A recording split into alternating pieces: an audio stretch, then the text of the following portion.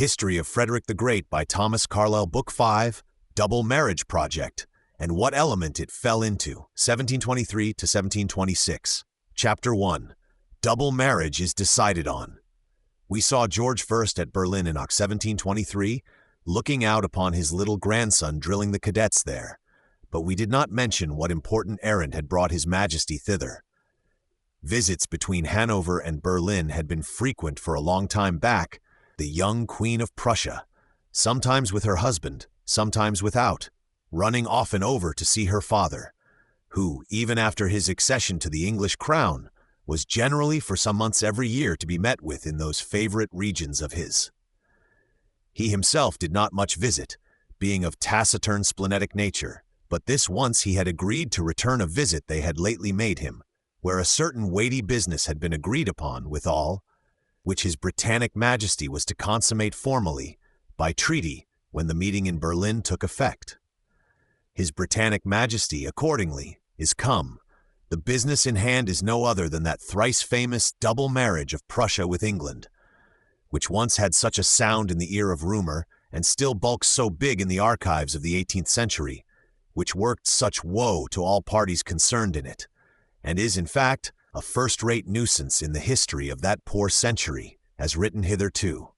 Nuisance demanding urgently to be abated, were that well possible at present.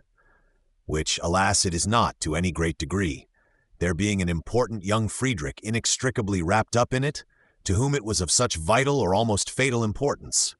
Without a Frederick, the affair could be reduced to something like its real size and recorded in a few pages, or might even with advantage be forgotten altogether and become zero. More gigantic instance of much ado about nothing has seldom occurred in human annals, had not there been a Frederick in the heart of it. Crown Prince Frederick is still very young for marriage speculations on his score, but Mamma has thought good to take matters in time, and so we shall, in the next ensuing parts of this poor history, have to hear almost as much about marriage as in the foolishest 3-volume novel, and almost to still less purpose. For indeed, in that particular, Frederick's young life may be called a romance flung hells overhead, marriage being the one event there, round which all events turn, but turn in the inverse or reverse way, as if the devil were in them, not only towards no happy goal for him or Mamma or us, but at last towards hardly any goal at all for anybody. So mad did the affair grow, and is so madly recorded in those inextricable, dateless, chaotic books. We have now come to regions of narrative, which seem to consist of murky nothingness put on boil, not land or water or air or fire, but a tumultuously whirling commixture of all the four, of immense extent too, which must be got crossed in some human manner. Courage, patience, good reader. Queen Sophie Dorothy has taken time by the forelock. Already, for a dozen years, this matter has been treated of. Queen Sophie Dorothy, ever since the birth of her Wilhelmina, has had the notion of it, and on her first visit afterwards to Hanover, proposed it to Princess Caroline, Queen Caroline of England, who was to be, and who in due course was, an excellent accomplished Brandenburg-Ansbach lady, familiar from of old in the Prussian court.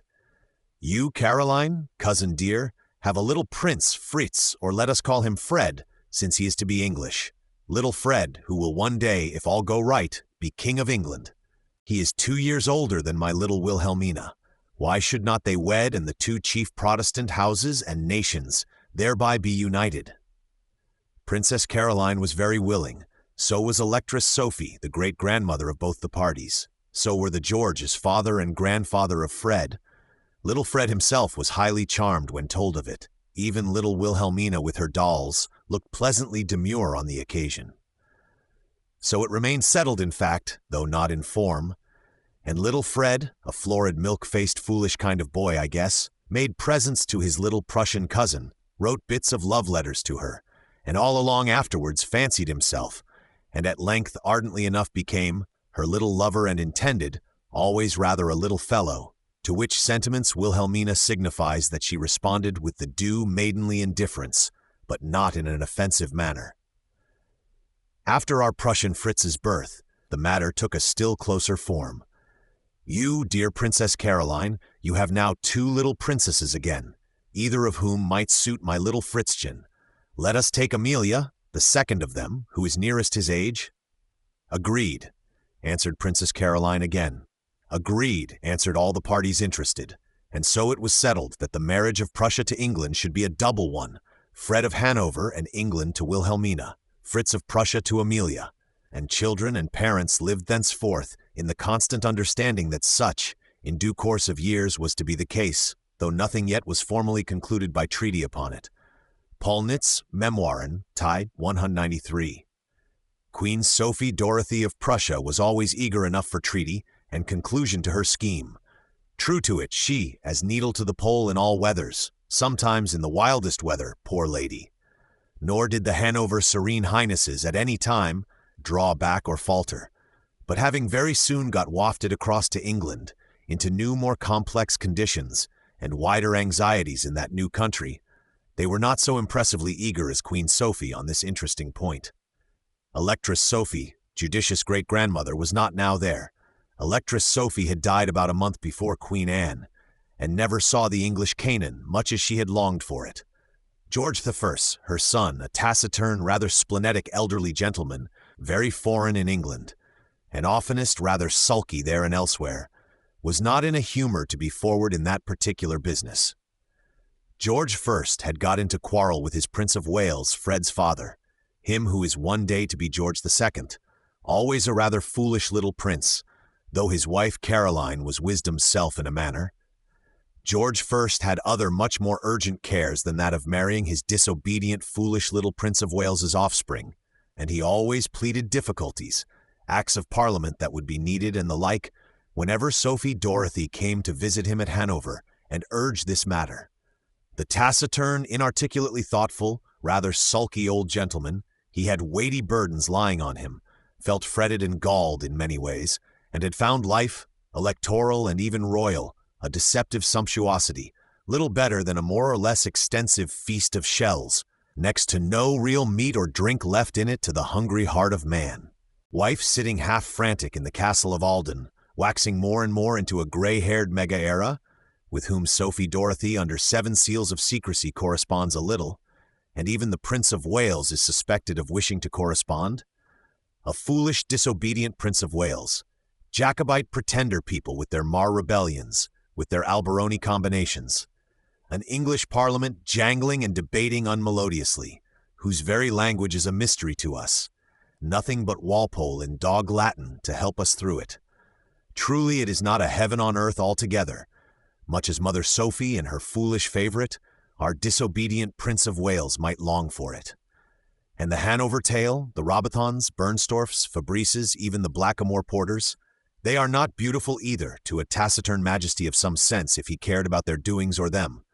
Voracious, plunderous, all of them, like hounds, long hungry, got into a rich house which has no master, or a mere imaginary one. Mentarius impudentissime, said Walpole in his dog Latin once, in our royal presence, to one of these official plunderous gentlemen, you tell an impudent lie. At which we only laughed. Horace Walpole, Reminiscences of George I and George II.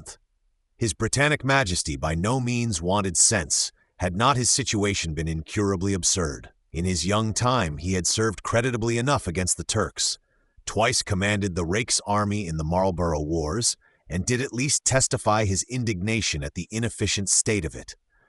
His foreign politics, so-called, were not madder than those of others. Bremen and Verden he had bought a bargain, and it was natural to protect them by such resources as he had, English or other.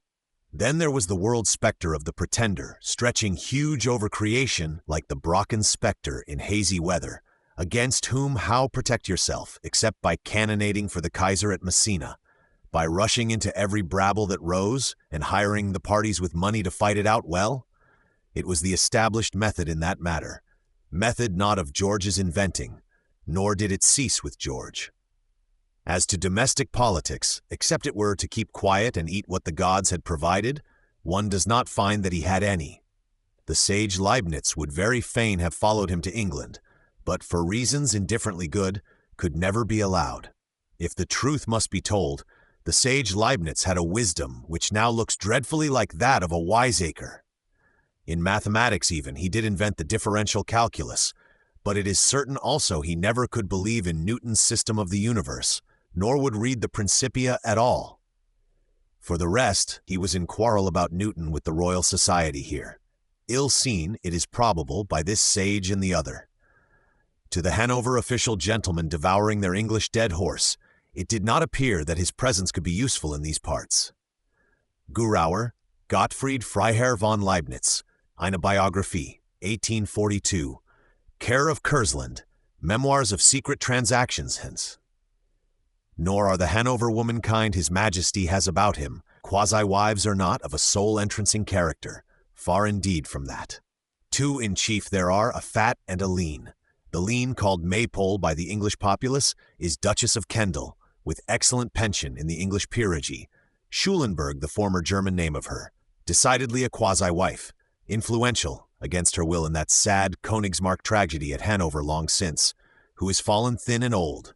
Maypole, or bare hop pole, with the leaves all stripped, lean, long, hard, though she once had her summer verdures too, and still, as an old quasi-wife, or were it only as an old article of furniture, has her worth to the royal mind. Schulenburgs, kindred of hers, are high in the military line, some of whom we may meet. Then besides this lean one, there is a fat, of whom Walpole, Horace, who had seen her in boyhood, gives description. Big staring black eyes, with rim of circular eyebrow, like a coach wheel round its nave, very black the eyebrows also, vast red face, cheeks running into neck, neck blending indistinguishably with stomach, a mere cataract of fluid tallow, skinned over and curiously dizened, according to Walpole's portraiture. This charming creature, Kielmansegg by German name, was called Countess of Darlington in this country, with excellent pension, as was natural. They all had pensions. Even Queen Sophie Dorothy, I have noticed in our state paper office, has her small pension, £800 a year on the Irish establishment. Irish establishment will never miss such a pittance for our poor child, and it may be useful over yonder. This Kielmansegg, Countess of Darlington, was, and is, believed by the gossiping English to have been a second simultaneous mistress of His Majesty's, but seems, after all, to have been his half-sister, and nothing more. Half-sister due to Gentleman Ernst and a Countess Platten of bad Hanover fame, grown dreadfully fat, but not without shrewdness, perhaps affection, and worth something in this dull foreign country, mere cataract of animal oils as she has become. These two are the amount of His Britannic Majesty's resources in that matter. Resources surely not extensive after all. His Britannic Majesty's day in St. James's is not of an interesting sort to him, and every evening he comes precisely at a certain hour to drink beer, seasoned with a little tobacco, and the company of these two women.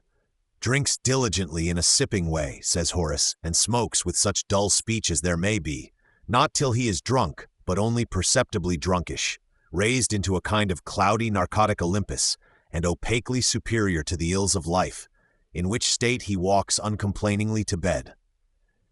Government, when it can by any art be avoided, he rarely meddles with, shows a rugged sagacity where he does and must meddle, consigns it to Walpole in dog Latin, laughs at his mentiris. This is the first, George, first triumph of the constitutional principle, which has since gone to such sublime heights among us, heights which we at last begin to suspect might be depths, leading down, all men now ask, whitherwards? A much admired invention in its time, that of letting go the rudder, or setting a wooden figure expensively dressed to take charge of it, and discerning that the ship would sail of itself so much more easily, which it will, if a peculiarly good sea-boat, in certain kinds of sea, for a time, till the Sinbad magnetic mountains begin to be felt pulling, or the circles of Charybdis get you in their sweep, and then what an invention it was. This, we say, is the new sovereign man, whom the English people, being in some perplexity about the Pope and other points, have called in from Hanover to walk before them in the ways of heroism, and by command and by example guide heavenwards their affairs and them. And they hope that he will do it, or perhaps that their affairs will go thither of their own accord? Always a singular people, poor George, careless of these ulterior issues, has always trouble enough with the mere daily details, parliamentary insolences, Jacobite plottings, South Sea bubbles, and wishes to hunt when he gets over to Hanover rather than to make marriage treaties. Besides, as Wilhelmina tells us, they have filled him with lies, these Hanover women and their emissaries. Your Princess Wilhelmina is a monster of ill temper, crooked in the back and what not, say they. If there is to be a marriage, double or single, these improper females must first be persuaded to consent. Difficulties enough. And there is none to help. Friedrich Wilhelm cares little about the matter, though he has given his yes, since you will. But Sophie Dorothy is diligent and urgent by all opportunities, and at length in 1723, the conjuncture is propitious. Domestic Jacobitism, in the shape of Bishop Atterbury, has got itself well banished. Alberoni and his big schemes, years ago they are blown into outer darkness. Charles the Seventh is well dead, and of our Bremen and Verden no question henceforth.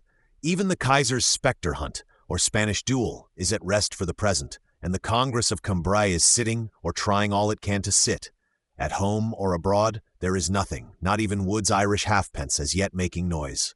And on the other hand, Tsar Peter is rumored, not without foundation, to be coming westward with some huge armament, which, whether intended for Sweden or not, renders a Prussian alliance doubly valuable.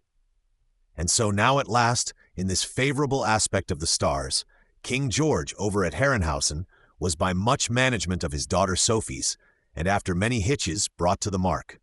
And Friedrich Wilhelm came over too, ostensibly to bring home his queen, but in reality to hear his father-in-law's compliance to the double marriage, for which his Prussian Majesty is willing enough, if others are willing.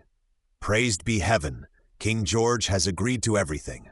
Consents, one propitious day, autumn 1723, day not otherwise dated, Tsar Peter's armament, and the questionable aspects in France, perhaps quickening his volitions a little.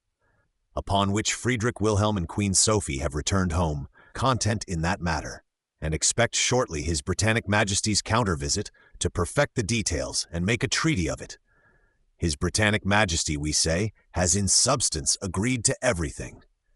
And now, in the silence of nature, the brown leaves of October still hanging to the trees in a picturesque manner, and Wood's halfpence not yet begun to jingle in the Drapier's letters of Dean Swift, His Britannic Majesty is expected at Berlin. At Berlin, properly at Charlottenburg, a pleasant rural or suburban palace, built by His Britannic Majesty's late noble sister, Sophie Charlotte, the Republican Queen, and named after her, as was once mentioned, a mile or two southwest of that city.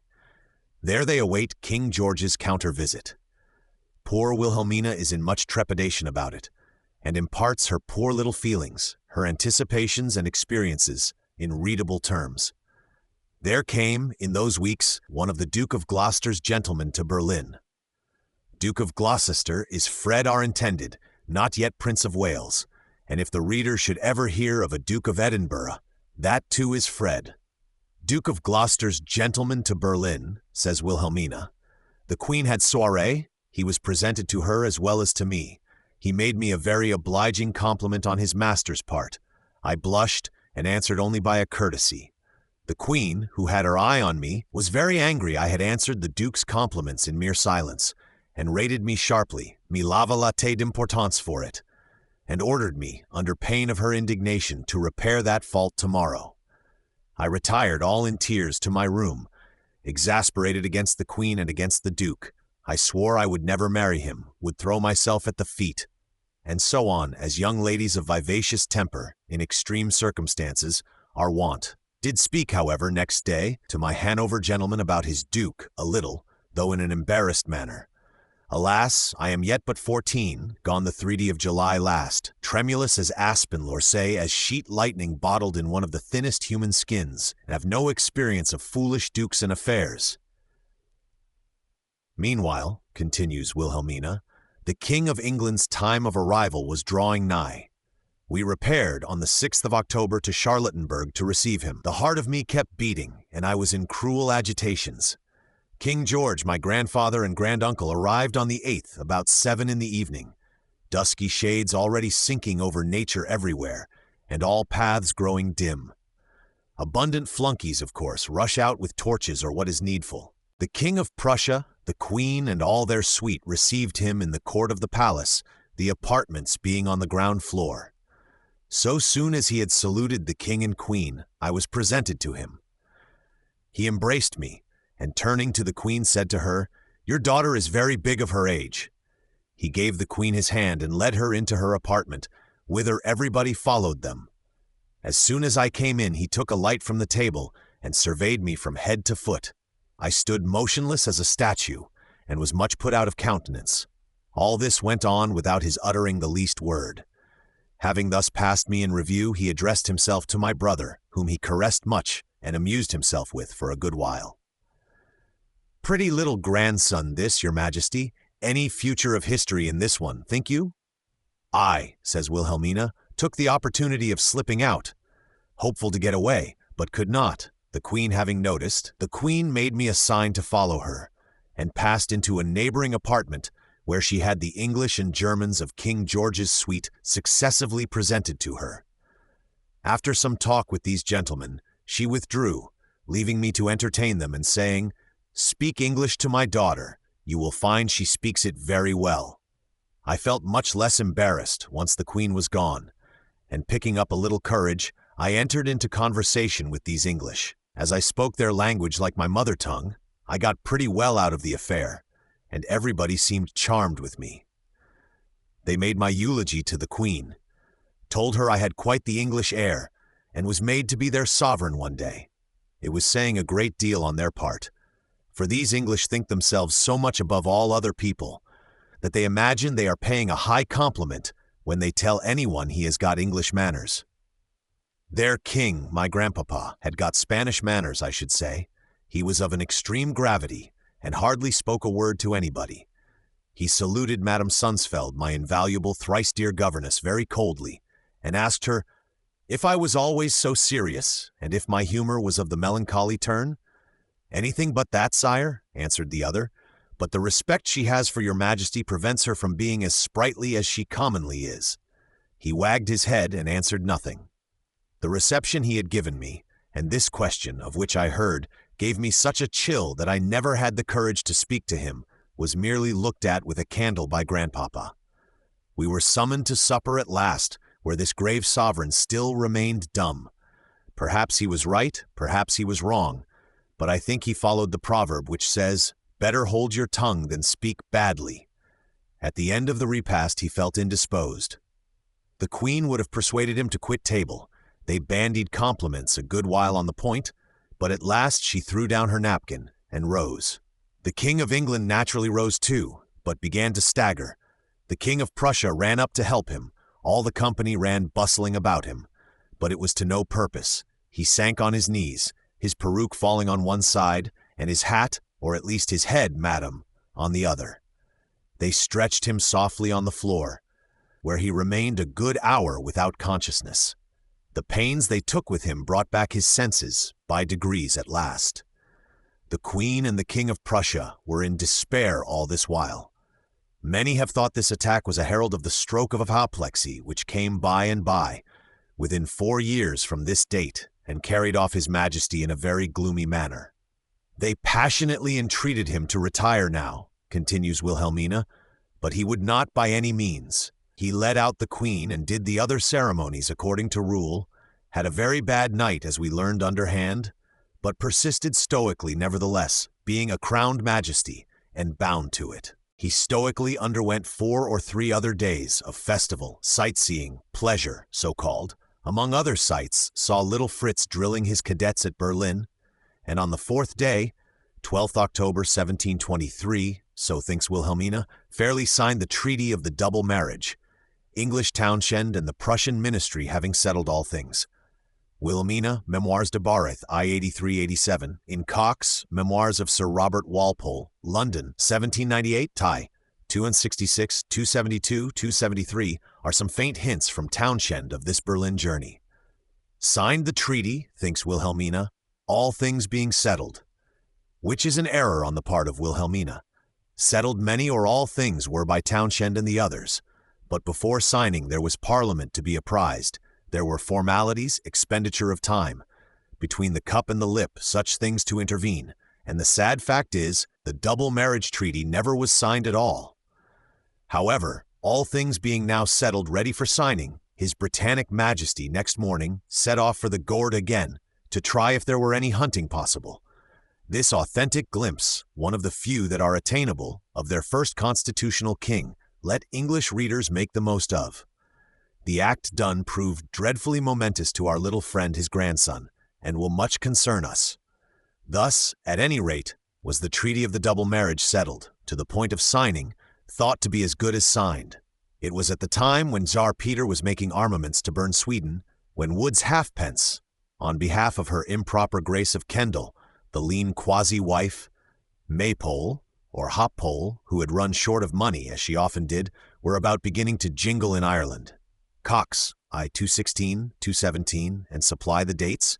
Walpole to Townshend, 13th October, 723 IB 275. The Drapier's letters are of 1724, when Law's bubble system had fallen well flaccid into chaos again, when Dubois the unutterable cardinal had at length died, and Dorlan's the unutterable regent was unexpectedly about to do so, in a most surprising Sodom and Gomorrah manner.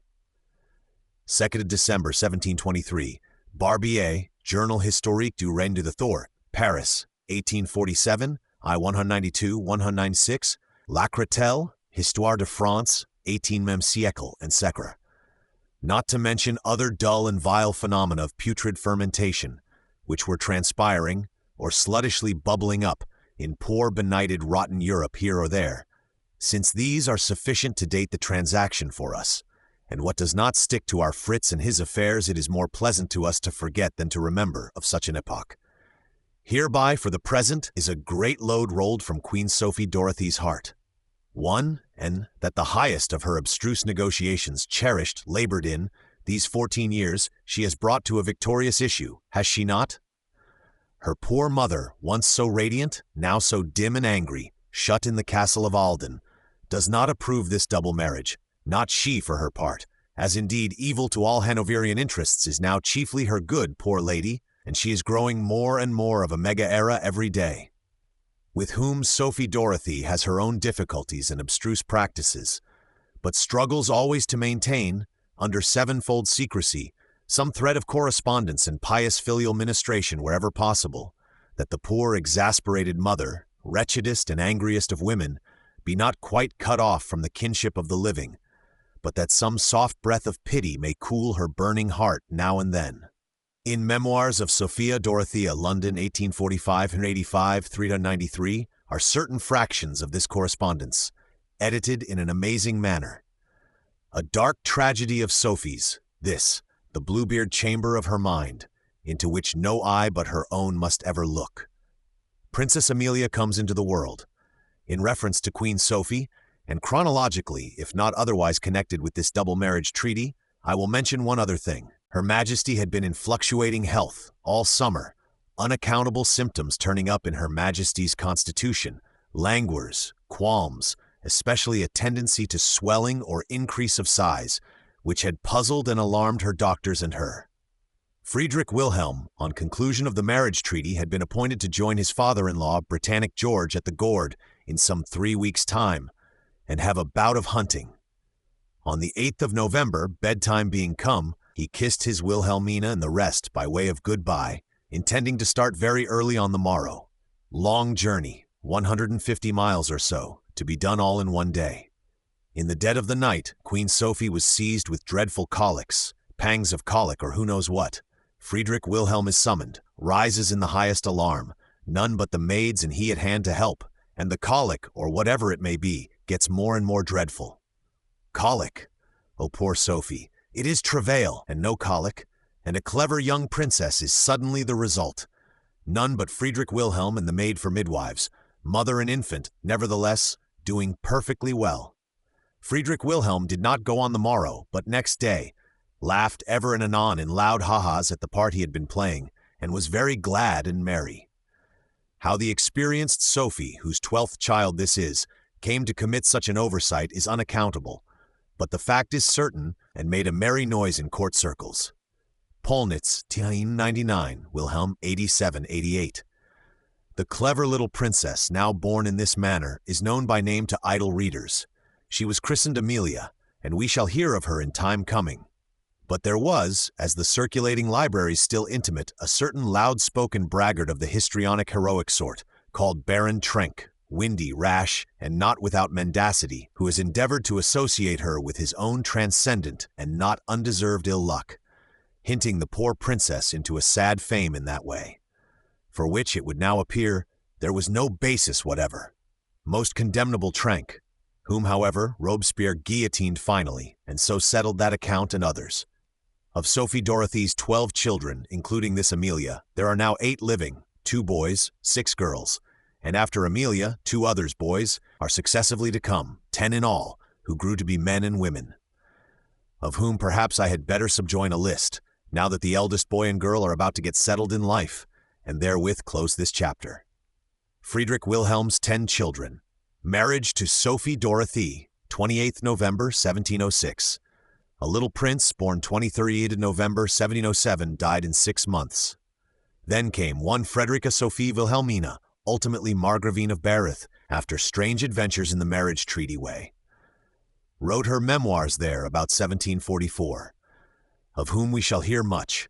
Left a daughter, her one child, daughter badly married to Karl reigning Duke of Württemberg, poet Schiller's famous Serene Highness there, from whom she had to separate in Secre with anger enough by and by.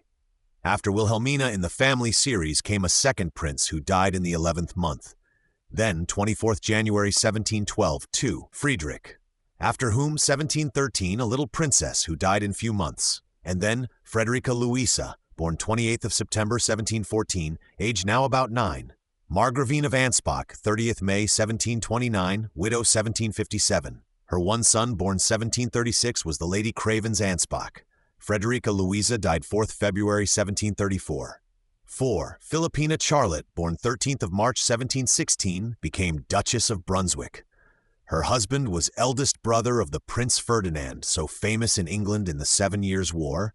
Her son was the Duke who invaded France in 1792, and was tragically hurled to ruin in the Battle of Jena, 1806. The mother lived till 1801, widow since 1780. After whom, in 1717, again a little prince, who died within 2 years, our Fritz then 7, probably the first time death ever came before him, practically into his little thoughts in this world. Then, 5. Sophie Dorothée Maria, born 25th January 1719, Margravine of Schwedt, 1734, eldest Margraf of Schwedt, mentioned above as a comrade of the Crown Prince. Her life not very happy, she died 1765. Left no son, brother-in-law succeeded, last of the Schwedt Margraves. Her daughter, wedded to Prince Friedrich Eugen, a Prussian officer, cadet of Württemberg and ultimately Herr there, is ancestress of the Württemberg sovereignties that now are, and also, by one of her daughters married to Paul of Russia, of all the Tsar kindred of our time. Preuss, 278, Erman V. de Sophie Charlotte, p. 722. 6. Louisa Ulrich, born 24th July 1720, married Adolf Friedrich, heir apparent, subsequently King of Sweden, 17th July 1744, queen he having exceeded 6th April 1851, widow 1771, died at Stockholm, 16th July 1782. Mother of the subsequent kings. Her grandson, the deposed Artel, p. 83, Hubner, t. 91, 227. 7. August Wilhelm, born 9th August 1722, heir apparent after Friedrich, so declared by Friedrich 30th June 1744, father of the kings who have since followed. He himself died in sad circumstances, as we shall see, 12th 1758. 8. Anna Amelia, born 9th November 1723, on the terms we have seen. 9. Friedrich Heinrich Ludwig, born 18th January 1726, the famed Prince Henry, of whom we shall hear. 10. August Ferdinand, born 23rd May 1730, a brilliant enough little soldier under his brother, full of spirit and talent, but liable to weak health, was father of the Prince Louis Ferdinand, a tragic failure of something considerable, who went off in liberalism, wit, in high sentiment, expenditure and debauchery, greatly to the admiration of some persons, and at length rushed desperate upon the Fresno, and found his quietus, 10th October 1806, 4 days before the Battle of Jena. Chapter 2. A Kaiser hunting shadows. Treaty of double marriage is ready for signing once the needful parliamentary preludings are gone through.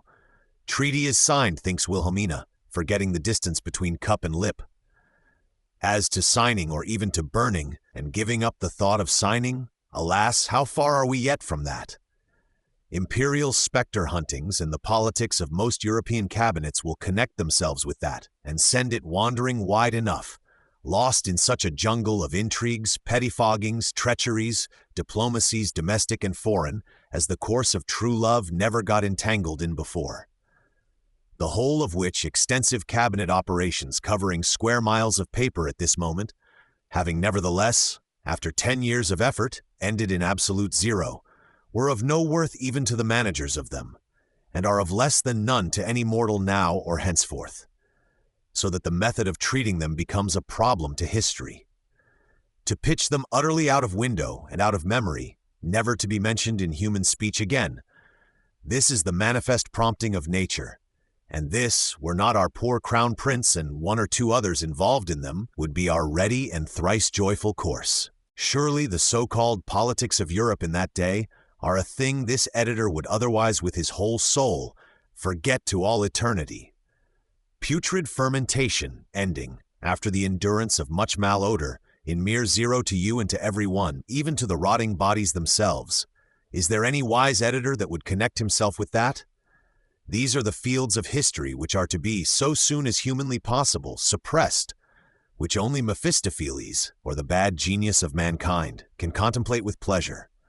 Let us strive to touch lightly the chief summits, here and there, of that intricate, most empty, mournful business, which was really once a fact in practical Europe, not the mere nightmare of an attorney's dream, and indicate, so far as indispensable, how the young Frederick's sister, father, mother, were tribulated, almost heartbroken and done to death, by means of it. Imperial Majesty on the Treaty of Utrecht. Kaiser Karl VI, head of the Holy Romish Empire at this time, was a handsome man to look upon, whose life, full of expense, vicissitude, futile labor and adventure, did not prove of much use to the world. Describable as a laborious futility, rather. He was second son of that little Leopold, the solemn little hare in red stockings, who had such troubles, frights, and runnings to and fro with the sieging Turks, liberative Sobieskis, acquisitive Louis XIVs, and who at length ended in a sea of futile labor, which they call the Spanish Succession War.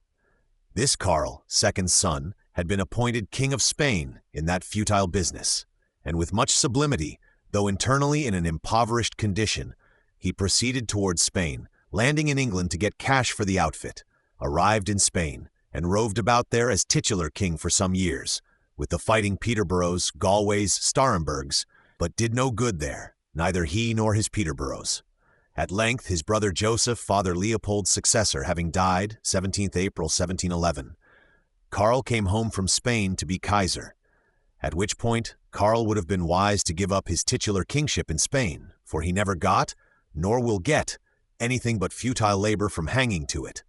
He did hang to it nevertheless, and still, at this date of George's visit and long afterwards, hangs, with notable obstinacy, to the woe of men and nations, punishment doubtless of his sins and theirs.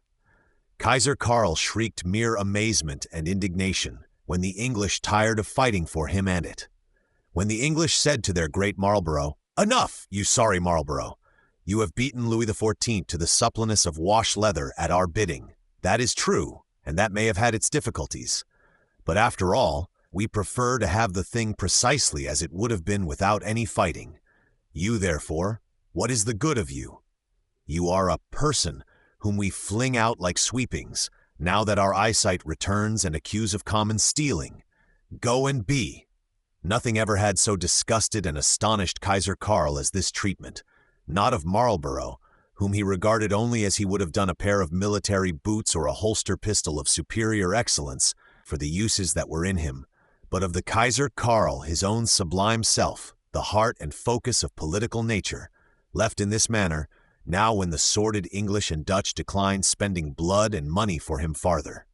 "Ungrateful, sordid, inconceivable souls," answered Karl, "was there ever, since the early Christian times, such a martyr as you have now made of me?"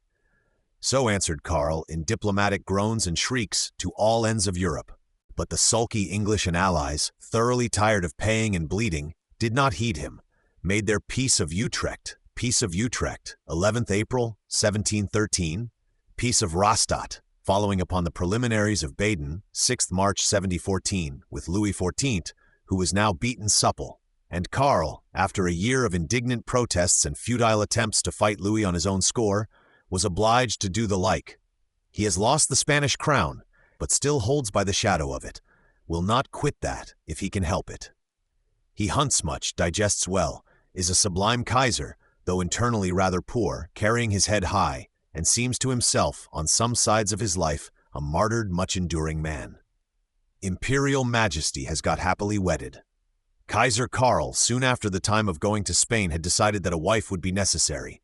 He applied to Caroline of Anspach, now English Princess of Wales, but at that time an orphaned Brandenburg-Ansbach princess, very beautiful, graceful, gifted, and altogether unprovided for, living at Berlin under the guardianship of Frederick I King.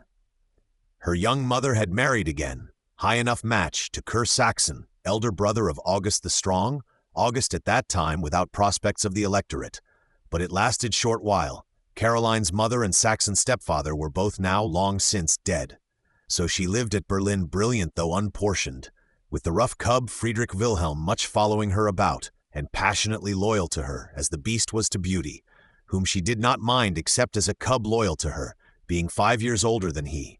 Forster, I 107. Indigent, bright Caroline, a young lady of fine aquiline features and spirit, was applied for to be Queen of Spain, were a handsome man who might even be Kaiser by and by. Indigent, bright Caroline at once answered no. She was never very orthodox in Protestant theology, but could not think of taking up papistry for lucre's and ambition's sake. Be that always remembered on Caroline's behalf. The Spanish Majesty next applied at Brunswick-Wolfenbüttel. No lack of princesses there. Princessa Elizabeth, for instance. Protestant she too, but perhaps not so squeamish.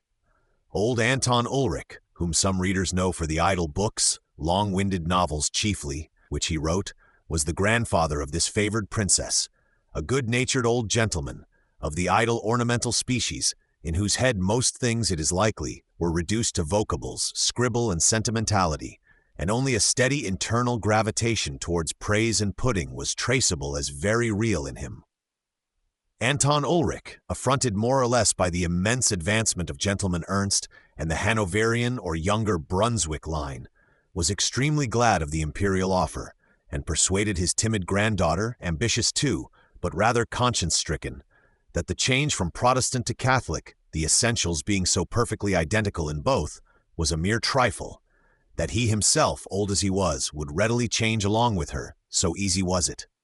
Whereupon the young lady made the big leap, abjured her religion. 1st May, 1707, at Bamberg, went to Spain as queen, with sad injury to her complexion, but otherwise successfully more or less, and sits now as empress beside her Karl VI, in a grand enough, probably rather dull, but not singularly unhappy manner.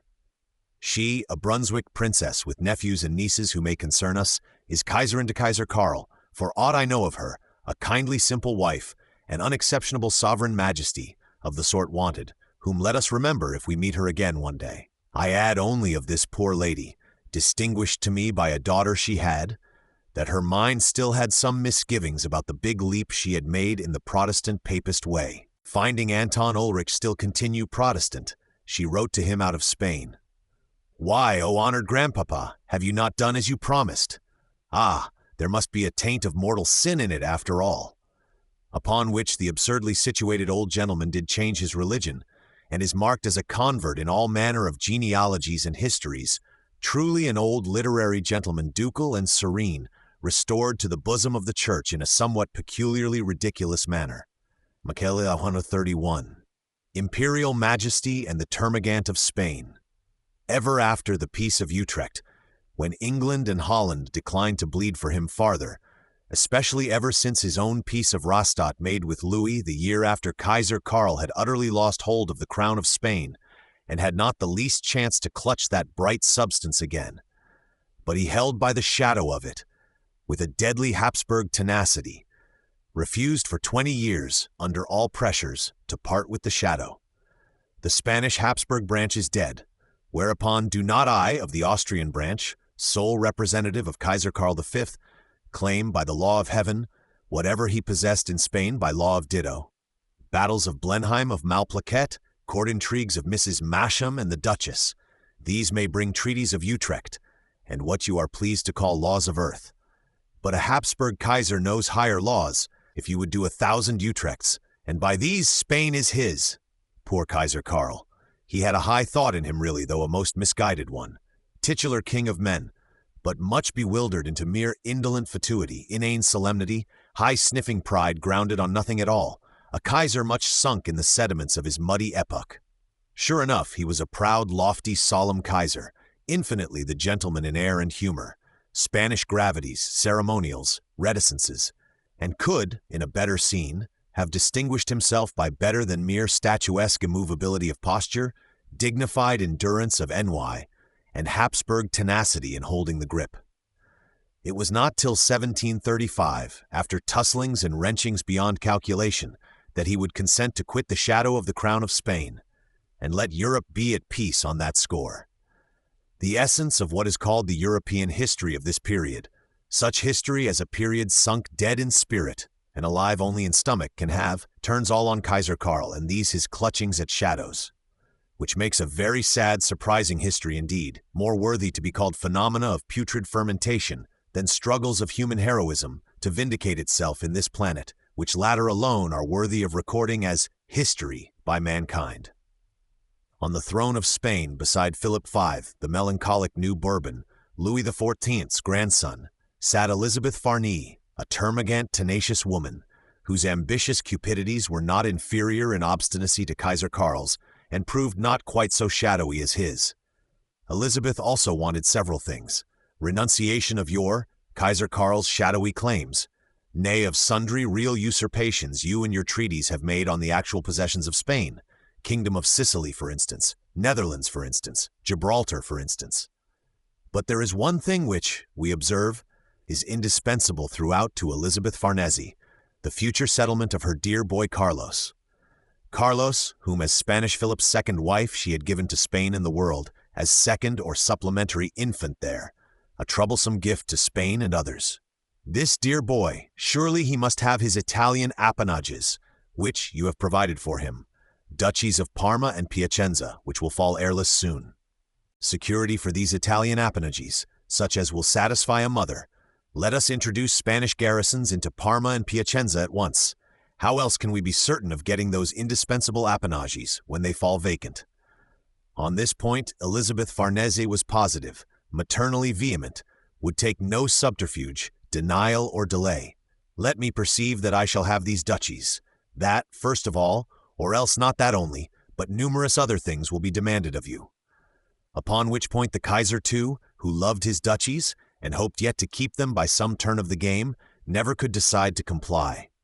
Whereupon Elizabeth grew more and more termagant, listened to wild counsels, took up an Alberoni, a Ripperda, any wandering diplomatic bulldog that offered, and let them loose upon the Kaiser and her other gainsayers, to the terror of mankind, lest universal war should supervene. She held the Kaiser well at bay, mankind well in panic, and continually there came on all Europe, for about 20 years, a terror that war was just about to break out and the whole world to take fire. The history so-called of Europe went canting from side to side, heeling at a huge rate according to the passes and lunges these two giant figures, imperial majesty and the termagant of Spain, made at one another, for 20 years or more, till once the duel was decided between them. There came next to no war after all, sputterings of war twice over, 1718 buying at Messina as we saw, and then in 1727 a second sputter, as we are to see. But the neighbors always ran with buckets and got it quenched. No war to speak of, but such negotiating, diplomatizing, universal hope, universal fear, and infinite ado about nothing, as were seldom heard of before. For except Frederick Wilhelm drilling his 50,000 soldiers, 80,000 gradually, and gradually even twice that number, I see no crowned head in Europe that is not, with immeasurable apparatus, simply doing zero. Alas, in an age of universal infidelity to heaven, where the heavenly sun has sunk, there occur strange spectre huntings, which is a fact worth laying to heart. Duel of 20 years with Elizabeth Farnese, about the eventualities of Parma and Piacenza, and the shadow of the lost crown of Spain. This was the first grand spectrality of Kaiser Karl's existence, but this was not the whole of them. Imperial Majesty's pragmatic sanction. Kaiser Karl, meanwhile, was rather short of heirs, which formed another of his real troubles and involved him in much shadow hunting.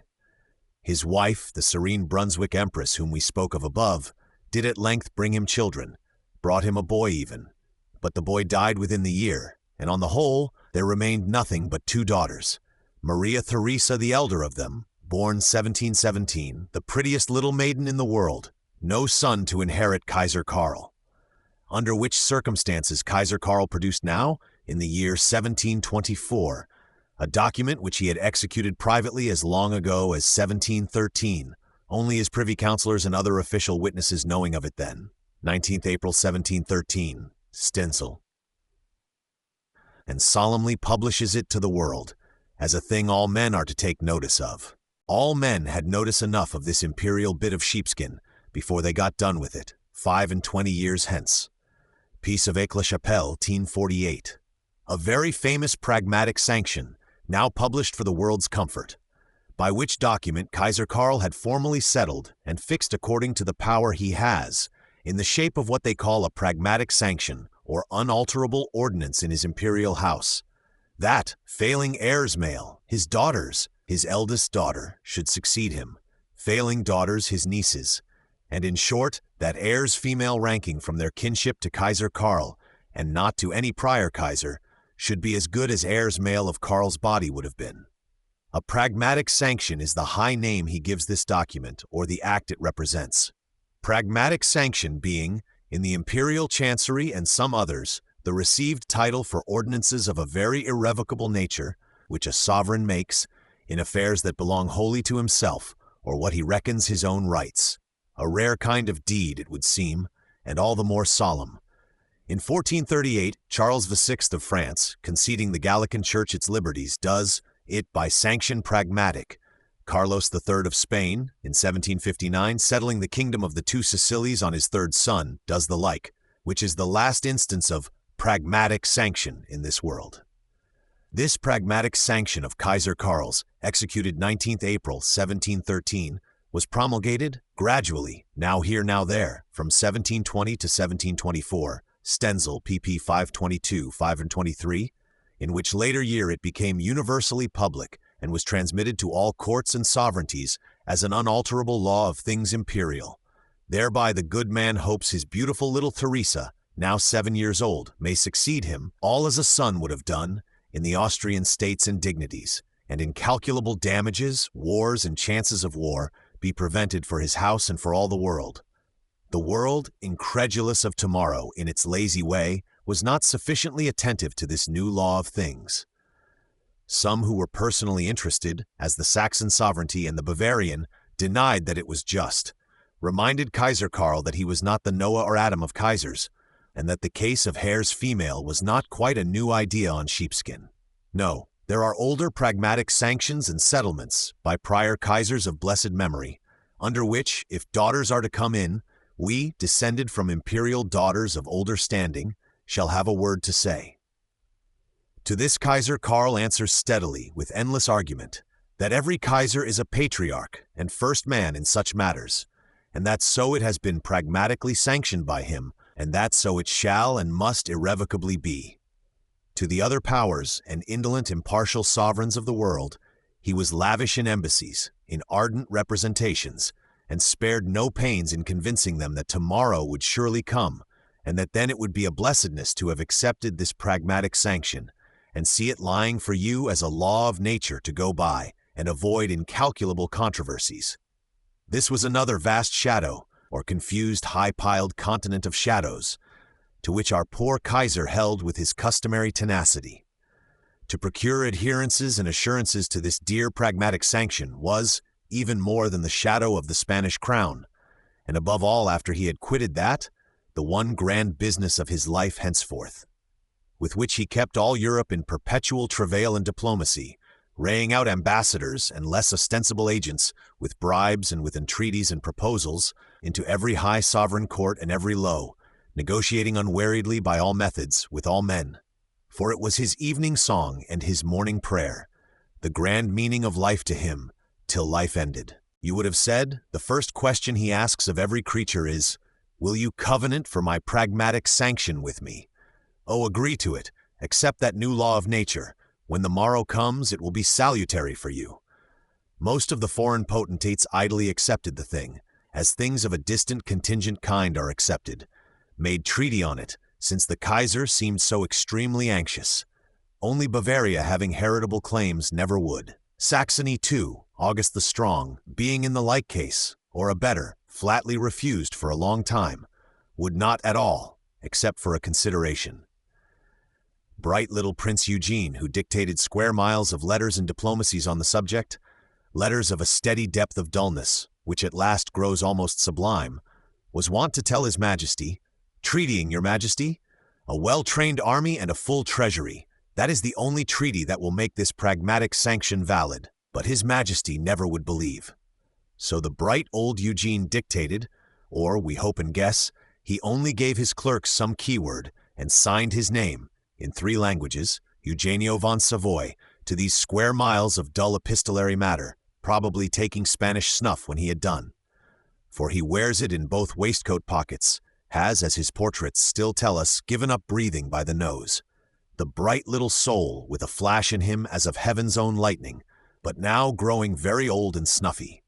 Shadow of pragmatic sanction, shadow of the Spanish crown. It was such shadow huntings of the Kaiser in Vienna, it was this of the pragmatic sanction most of all, that thwarted our Prussian double marriage, which lay so far away from it. This it was that pretty nearly broke the hearts of Frederick, Wilhelmina, and their mother and father. For there never was such negotiating, not for admittance to the kingdom of heaven, in the pious times. And the open goings forth of it, still more the secret minings and mole courses of it, were into all places. Above ground and below, no sovereign mortal could say he was safe from it, let him agree or not. Friedrich Wilhelm had cheerfully and with all his heart agreed to the pragmatic sanction, this above ground in sight of the sun, and rashly fancied he had then done with it. Till, to his horror, he found the imperial moles, by way of keeping assurance doubly sure, had been under the foundations of his very house for long years past, and had all but brought it down about him in the most hideous manner. Third shadow, Imperial Majesty's Ostend Company. Another object which Kaiser Karl pursued with some diligence in these times, and which likewise proved a shadow, much disturbance as it gave mankind, was his Ostend East India Company. The Kaiser had seen impoverished Spain, rich England, rich Holland. He had taken up a creditable notion about commerce and its advantages. He said to himself, "Why should not my Netherlands trade to the east, as well as these English and Dutch, and grow opulent like them?" He instituted a Troy and Ostend East India Company, under due patents and imperial sheepskins, of date 17th December, 1722, Buchholz I-88, Pfeffel Abrégé chronologique de l'histoire d'Allemagne, Park 1776, Abdinau. Gave it what freedom he could to trade to the east. "Impossible," answered the Dutch with distraction in their aspect. "Impossible, we say, contrary to Treaty of Westphalia, to Utrecht, to Barrier Treaty, and destructive to the best interests of mankind, especially to us and our trade profits. We shall have to capture your ships if you ever send any." To which the Kaiser counterpleaded earnestly, diligently, for the space of 7 years, to no effect. "We will capture your ships if you ever send any," answered the Dutch in English. What ships ever could have been sent from Ostend to the east, or what ill they could have done there, remains a mystery, owing to the monopolizing maritime powers. The Kaiser's laudable zeal for commerce had to expend itself in his Adriatic territories, giving privileges to the ports of Trieste and Fiume, Hormare, Österreichischer Plutarch 101, making roads through the Dalmatian hill countries, which are useful to this day, but could not operate on the Netherlands in the way proposed. The Kaiser's Imperial Ostend East India Company, which convulsed the diplomatic mind for 7 years to come, and made Europe lurch from side to side in a terrific manner, proved a mere paper company, never sent any ships, only produced diplomacies, and had the honor to be. This was the third grand shadow which the Kaiser chased, shaking all the world, poor crank world, as he strode after it, and this also ended in 0, and several tons of diplomatic correspondence, carried once by breathless estafettes, and now silent, gravitating towards Acheron all of them, and interesting to the spiders only. Poor good Kaiser. They say he was a humane, stately gentleman, stately though shortish, fond of pardoning criminals where he could, very polite to Muratori and the antiquaries, even to English Rhymer in opening his archives to them, and made roads in the Dalmatian hill country which remain to this day. I do not wonder he grew more and more saturnine and addicted to solid taciturn field sports. His political perforce hunt, parforce jagged, with so many two-footed terriers and legationary beagles, distressing all the world by their baying and their burrowing, had proved to be of shadows, and melted into thin air to a very singular degree. Chapter 3. The 7 Crises or European Travail Throes. In process of this so terrific duel with Elizabeth Farnese and general combat of the shadows, which then made Europe quake at every new lunge and pass of it, and which now makes Europe yawn to hear the least mention of it, there came 2 sputterings of actual war. Byng's sea victory at Messina, 1718, Spanish siege of Gibraltar, 1727, are the main phenomena of these 2 wars. England, as its wont is, taking a shot in both, though it has now forgotten both. And on the whole there came, so far as I can count, 7 grand diplomatic spasms or crises, desperate general European treatyings hither and then thither, solemn congresses 2 of them, with endless supplementary adhesions by the minor powers. 7 grand mother treaties, not to mention the daughters, or supplementary adhesions they had, all Europe rising spasmodically 7 times and doing its very uttermost to quell this terrible incubus. All Europe changing color 7 times like a lobster boiling for 20 years. 7 diplomatic crises, we say, marked changings of color in the long-suffering lobster, and 2 so-called wars, before this enormous zero could be settled, which high treaties and transactions human nature, after much study of them, grudges to enumerate. Appanage for baby Carlos, ghost of a pragmatic sanction. These were a pair of causes for mankind. Be no word spoken of them, except with regret and on evident compulsion. For the reader's convenience we must note the salient points, but grudge to do it. Salient points, now mostly wrapped in orchis, and terrestrially interesting only to the spiders, except on an occasion of this kind, when part of them happens to stick to the history of a memorable man. To us they are mere bubblings up of the general putrid fermentation of the then political world, and are too unlovely to be dwelt on longer than indispensable. Triple Alliance, Quadruple Alliance, Congress of Cambrai, Congress of Soissons, Conference of Pardo, Treaty of Hanover, Treaty of Wusterhausen, what are they? Echo answers, what? Ripperda and the Queen of Spain, Kaiser Karl and his pragmatic sanction are fallen dim to every mind. The troubles of Thorn, sad enough papist Protestant tragedy in their time, who now cares to know of them? It is much if we find a hearing for the poor Salzburg emigrants when they get into Preußen itself. Afflicted human nature ought to be at last delivered from the palpably superfluous, and if a few things memorable are to be remembered, millions of things unmemorable must first be honestly buried and forgotten.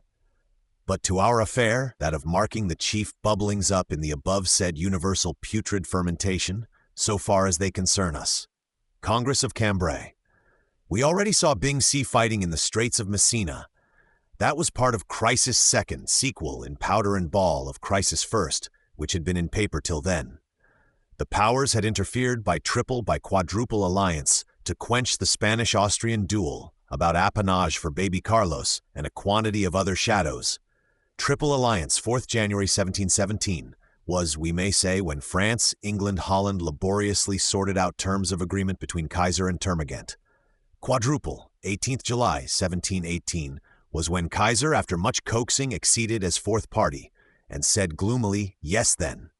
Byng's sea fight was when Termagant said, no, by the plots of Alberoni, never will I, for my part, accede to such terms, and attacked the poor Kaiser in his Sicilies and elsewhere. Byng's sea fight, in aid of a suffering Kaiser and his Sicilies in consequence. Furthermore, the French invaded Spain, till Messina were retaken. Nay, the English by land too made a dash at Spain, descent on Vigo as they call it, in reference to which take the following stray note.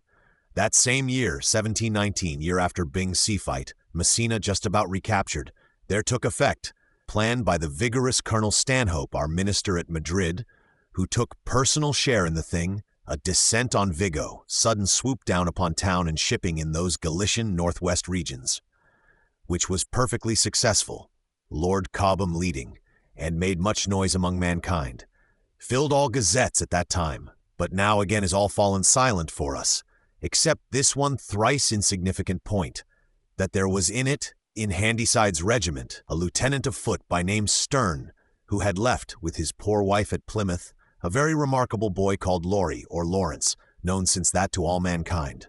When Laurie in his life writes, "My father went on the Vigo expedition," readers may understand this was it. Strange enough, that poor lieutenant of foot is now pretty much all that is left of this sublime enterprise upon Vigo, in the memory of mankind, hanging there as if by a single hair till poor Tristram Shandy be forgotten too. Memoirs of Lawrence Sterne, written by himself for his daughter, see Annual Register, year 1775, pp. 50-52. In short, the French and even the English invaded Spain. English Byng and others sank Spanish ships. Termagant was obliged to pack away her Alberoni and give in. She had to accede to quadruple alliance, after all, making it, so to speak, a quintuple one. Making peace, in fact, 17th February, 7th General Congress to be held at Cambrai and settle the details. Congress of Cambrai met accordingly. In 1722, in the course of the year, delegates slowly reining in, date not fixable to a day or month. Congress was sat, as we said, or alas, was only still endeavoring to get seated and wandering about among the chairs, when George I came to Charlottenburg that evening, October 1723, and surveyed Wilhelmina with a candle. More inane Congress never met in this world, nor will meet. Settlement proved so difficult, all the more as neither of the quarreling parties wished it. Kaiser and Termagant, fallen as if exhausted, had not the least disposition to agree, lay diplomatically gnashing their teeth at one another, ready to fight again should strength return. Difficult for third parties to settle on behalf of such a pair. Nay, at length the Kaiser's Ostend Company came to light. What will third parties, Dutch and English especially, make of that? This poor Congress, let the reader fancy it, spent 2 years in arguments about precedencies, in mere beatings of the air, could not get seated at all, but wandered among the chairs till February 1724. Nor did it manage to accomplish any work whatever even then, the most inane of human congresses, and memorable on that account, if on no other. There, in old stagnant Cambrai, through the 3rd year and into the 4th, were delegates, Spanish, Austrian, English, Dutch, French, of solemn outfit with a big tail to each. Lord Whitworth, whom I do not know, Lord Polwarth, Earl of Marchmont, that will be, a friend of Pope's, were the English principals. Shawl 107. There, for about 4 years, were these poor fellow creatures busied, bailing out water with sieves. Seen through the horn gate of dreams, the figure of them rises almost grand on the mind. A certain bright young Frenchman, François Arouet, spoiled for a solid law career, but whose Oedipe we saw triumphing in the theaters, and who will, under the new name of Voltaire, become very memorable to us, happened to be running towards Holland that way, one of his many journeys thitherward, and actually saw this Congress, then in the 1st year of its existence. Saw it, probably dined with it. A letter of his still extant, not yet fallen to the spiders, as so much else has done, testifies to this fact. Let us read part of it, the less despicable part, as a piece supremely insignificant, yet now in a manner the one surviving document of this extraordinary Congress, Congress's own works and history having all otherwise fallen to the spiders forever. The letter is addressed to Cardinal Dubois, for Dubois, with the face like a goat, Herzen von Orleans, yet lived, 1st year of this Congress, and Regent d'Orleans lived, intensely interested here as third party, and a goat-faced cardinal, once pimp and lackey, ugliest of created souls, Archbishop of this same Cambrai by divine permission and favor of Beelzebub, was capable of promoting a young fellow if he chose. To His Eminence Cardinal Dubois from Arouet Jr., Cambrai, July 1722. We are just arrived in your city, Monseigneur, where I think all the ambassadors and all the cooks in Europe have given one another rendezvous. It seems as if all the ministers of Germany had assembled here for the purpose of getting their emperor's health drunk. As to messieurs the ambassadors of Spain, one of them hears 2 masses a day, and the other manages the troop of players. The English ministers, a Lord Polwarth and a Lord Whitworth, send many couriers to Champagne and few to London. For the rest, nobody expects your eminence here. It is not thought you will quit the Palais Royal to visit the sheep of your flock in these parts. No, it would be too bad for your eminence and for us all. Think sometimes, Monseigneur, of a man who regards your goat-faced eminence as a beautiful, ingenious creature, and such a hand in conversation as never was. The one thing I will ask of your goat-faced eminence at Paris will be to have the goodness to talk to me. Ouvres de Voltaire, 97 vols, Paris, 1825 to 1834, 95-96. Alas, alas, the more despicable portions of this letter we omit, as they are not history of the Congress, but of Arouet Jr. on the shady side. So much will testify that this Congress did exist, that its wiggeries and it were not always, what they now are, part of a nightmare vision in human history. Elizabeth Farnese, seeing at what rate the Congress of Cambrai sped, lost all patience with it, and getting more and more exasperations there, at length employed one Ripperda, a surprising Dutch black artist whom she now had for minister, to pull the floor from beneath it, so to speak, and send it home in that manner. Which Ripperda did, an appropriate enough catastrophe, comfortable to the reader, upon which perhaps he will not grudge to read still another word. Congress of Cambrai gets the floor pulled from under it. Termagant Elizabeth had now one Ripperda for minister, a surprising Dutch adventurer, once secretary of some Dutch embassy at Madrid, who, discerning how the land lay, had broken loose from that subaltern career, had changed his religion, insinuated himself into Elizabeth's royal favor, and was now Duc de Ripperda, and a diplomatic bulldog of the first quality, full of mighty schemes and hopes. In brief, a new Alberoni to the Termagant Queen. This Ripperda had persuaded her, the third year of our inane Congress now running out to no purpose, that he, if he were sent direct to Vienna, could reconcile the Kaiser to Her Majesty and bring them to treaty independently of Congresses. He was sent accordingly in all privacy, had reported himself as laboring there, with the best outlooks for some while past, when, still early in 1725, there occurred on the part of France, where Regent d'Orleans was now dead and new politics bad come in vogue, that sending back of the poor little Spanish, Infanta, 5th April 1825, quitted Paris Barbier, Journal du Règne de Louis XVIII, and marrying of young Louis XV elsewhere, which drove Elizabeth and the court of Spain, not unnaturally, into a very delirium of indignation.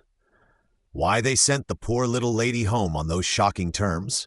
It seems there was no particular reason, except that French Louis was now about 15, and little Spanish Teresa was only 8, and that, under Duc de Bourbon, the new premier, and none of the wisest, there was, express or implicit, an ardent wish to see royal progeny secured, for which, of course, a wife of 8 years would not answer. So she was returned, and even in a blundering way, it is said, the French ambassador at Madrid having prefaced his communication, not with light, adroit preludings of speech, but with a tempest of tears and howling lamentations, as if that were the way to conciliate King Philip and his termagant Elizabeth. Transport of indignation was the natural consequence on their part. Order to every Frenchman to be across the border within, say, 48 hours. Rejection forever of all French mediation at Cambrai or elsewhere. Question to the English, will you mediate for us then? To which the answer being merely, with looks of delay, order by express to Ripperda, to make straightway a bargain with the Kaiser, almost any bargain, so it were made at once. Ripperda made a bargain. Treaty of Vienna, 30th April, 1725. Scholl, Cox, Walpole, I, 239 to 250. Titles and shadows each of us shall keep for his own lifetime, then they shall drop. As to realities again, to Parma and Piacenza among the rest, let these be as in the Treaty of Utrecht, arrangeable in the lump, and indeed, of Parma and Piacenza perhaps the less we say, the better at present. This was, in substance, Ripperda's treaty, the third great European travail-throw, or change of color in the long-suffering lobster, whereby, of course, the Congress of Cambrai did straightway disappear, the floor miraculously vanishing under it, and sinks far below human eye reach by this time, towards the bottomless pool ever since. Such was the beginning, such the end of that Congress, which Arouet-le-Jeune in 1722 saw as a contemporary fact, drinking champagne in Ramillies' wigs and arranging comedies for itself. France and the Britannic Majesty trimmed the ship again. How Friedrich Wilhelm came into it. Treaty of Hanover, 1725. The publication of this Treaty of Vienna, 30th April 1725, miraculous disappearance of the Congress of Cambrai by withdrawal of the floor from under it, and close union of the courts of Spain and Vienna as the outcome of its slow labors, filled Europe, and chiefly the late mediating powers, with amazement, anger, terror. Made Europe lurch suddenly to the other side, as we phrased it, other gunwale now under water. Wherefore, in heaven's name, trim your ship again, if possible, ye high mediating powers. This the mediating powers were laudably alert to do. Duc de Bourbon and his young king about to marry were of pacific tendencies, anxious for the balance. Still more was Fleury, who succeeded Duc de Bourbon. Cardinal Fleury, with his pupil Louis Fathin under him, producing royal progeny and nothing worse or better as yet, began next year his long supremacy in France. An aged reverend gentleman of sly, delicately cunning ways, and disliking war, as George I did, unless when forced on him. Now and henceforth, no mediating power more anxious than France to have the ship in trim. George and Bourbon laid their heads together, deeply pondering this little less than awful state of the terrestrial balance, and in about 6 months they, in their quiet way, suddenly came out with a fourth crisis on the astonished populations, so as to right the ship's trim again, and more. Treaty of Hanover. This was their unexpected maneuver, done quietly at Herrenhausen, when His Majesty next went across for the Hanover hunting season. Mere hunting, but the diplomatists as well as the beagles were all in readiness there. Even Friedrich Wilhelm, ostensibly intent on hunting, was come over thither, his abstruse Ilgans, with their inkhorns, escorting him. Friedrich Wilhelm, hunting in unexpected sort, was persuaded to sign this treaty, which makes it unusually interesting to us. An exceptional procedure on the part of Friedrich Wilhelm, who beyond all sovereigns stays well at home, careless of affairs that are not his, procedure betokening cordiality at Hanover, and of good omen for the double marriage? Yes, surely. And yet something more on Friedrich Wilhelm's part. His rights on the Cleve-Jülich countries, reversion of Jülich and Berg, once Karl Philipp shall decease. Perhaps these high powers, for a consideration, will guarantee one's undoubted rights there? It is understood they gave promises of this kind, not too specific. Nay, we hear farther a curious thing. France and England, looking for immediate war with the Kaiser, advised Friedrich Wilhelm to assert his rights on Silesia, which would have been an important procedure. Friedrich Wilhelm, it is added, had actual thoughts of it. The Kaiser in those matters of the Ritterdienst, of the Heidelberg Protestants, and wherever a chance was, had been unfriendly, little less than insulting to Friedrich Wilhelm. "Give me one single Hanoverian brigade to show that you go along with me," said His Prussian Majesty. But the Britannic never altogether would. Uwes de Frederick on 153. Certain it is Friedrich Wilhelm signed, a man with such fighting apparatus as to be important in a Hanover treaty. Balance of power, they tell me, is in a dreadful way. Certainly, if one can help the balance a little, why not? But Jülich and Berg, one's own outlook of reversion there, that is the point to be attended to. Balance, I believe, will somehow shift for itself. On these principles Friedrich Wilhelm signed while ostensibly hunting. Fassmann P. 368, Urkundenbuch. Treaty of Hanover, which was to trim the ship again, or even to make it heel the other way, dates itself 3 September 1725, and is of this purport. We three, France, England, Prussia, to stand by each other as one man, in case any of us is attacked, will invite Holland, Denmark, Sweden, and every Pacific sovereignty to join us in such convention, as they all gradually did, had Friedrich Wilhelm but stood firm. For it is a state of the balances little less than awful. Rumor goes that, by the Ripperda bargain, fatal to mankind, Don Carlos was to get the beautiful young Maria Theresa to wife. That would settle the Parma-Piacenza business and some others. That would be a compensation with a witness. Spain and Austria united, as in Karl V's time, or perhaps some succession war, or worse, to fight over again. Fleury and George, as Duc de Bourbon and George had done, though both Pacific gentlemen, brandished weapons at the Kaiser. strongly admonishing him to become less formidable, or it would be worse for him. Possible indeed, in such a shadow-hunted hour. Fleury and George stand looking with intense anxiety into a certain spectral something, which they call the balance of power. No end to their exorcisms in that matter. Truly, if each of the royal majesties and serene highnesses would attend to his own affairs, doing his utmost to better his own land and people, in earthly and in heavenly respects a little, he would find it infinitely profitabler for himself and others. And the balance of power would settle in that case as the laws of gravity ordered, which is its one method of settling after all diplomacy.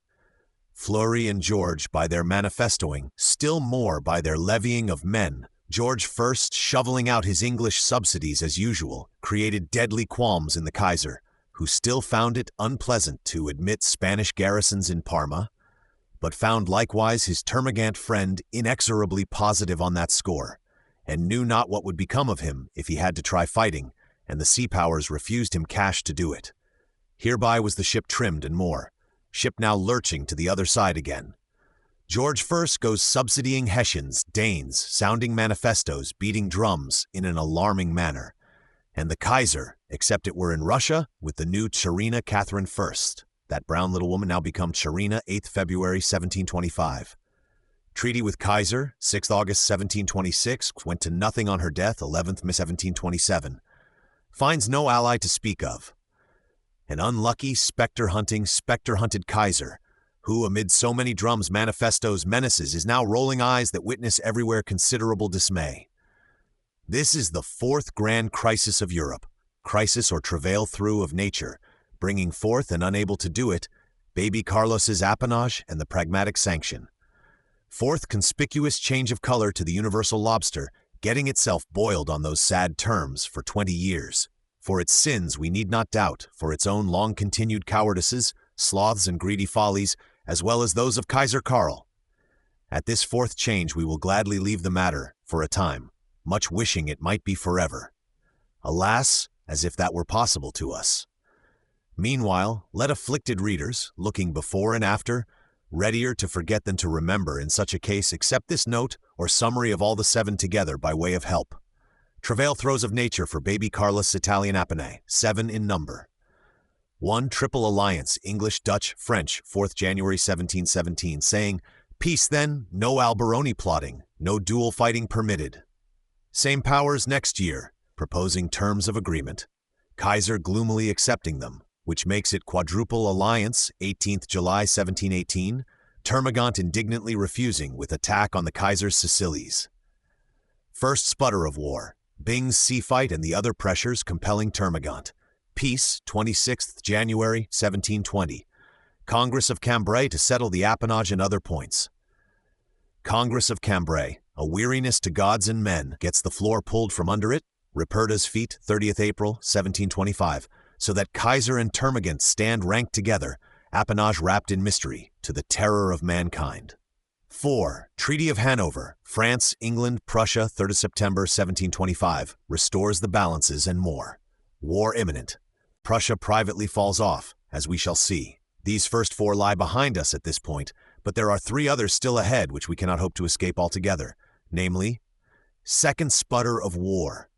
Termagant besieges Gibraltar, 4th March 1727, 6th March 1728, peace at that latter date, Congress of Soissons to settle the appanage and other points, as formerly. 6. Congress of Soissons, 14th June 1728, 9th November 1729, as formerly, cannot in the least, Termagant whispers England, there is Treaty of Seville, 9th November 1729, France and England undertaking for the appanage. Congress vanishes, Kaiser is left solitary with the shadow of pragmatic sanction in the night of things. Pause of an awful nature, but Fleury does not hasten with the appanage as promised. Whereupon at length, 7. Treaty of Vienna, 16th March, 1731. Sea powers, leading Termagant by the hand, sea powers and no France, unite with Kaiser again according to the old laws of nature, and baby Carlos gets his appanage in due course, but does not rest content with it, Mama nor he, very long. Huge specters and absurd bugaboos stalking through the brain of dull, thoughtless, pusillanimous mankind, do to a terrible extent tumble hither and thither and cause to lurch from side to side their ship of state and all that is embarked there, breakfast table, among other things. Nevertheless, if they were only bugaboos, and mere shadows caused by imperial hand lanterns in the general night of the world, ought they to be spoken of in the family when avoidable? Chapter 4. Double marriage treaty cannot be signed. Hitherto the world tides and ebbs and flows of external politics had by accident rather forwarded than hindered the double marriage. In the rear of such a Treaty of Hanover, triumphantly righting the European balances by help of Frederick Wilhelm, one might have hoped this little domestic treaty would at last get itself signed. Queen Sophie did hasten off to Hanover, directly after her husband had left it under those favorable aspects, but Papa again proved unmanageable. The treaty could not be achieved. Alas, and why not? Parents and children on both sides being really desirous of it, what reason is there but it should in due time come to perfection, and without annihilating time and space, make four lovers happy? No reason. Rubs doubtless had arisen since that visit of George I, discordant procedures, chiefly about Friedrich Wilhelm's recruiting operations in the Hanover territory, as shall be noted by and by. But these, the ever-wakeful enthusiasm of Queen Sophie, who had set her whole heart with a female fixity on this double marriage project, had smoothed down again.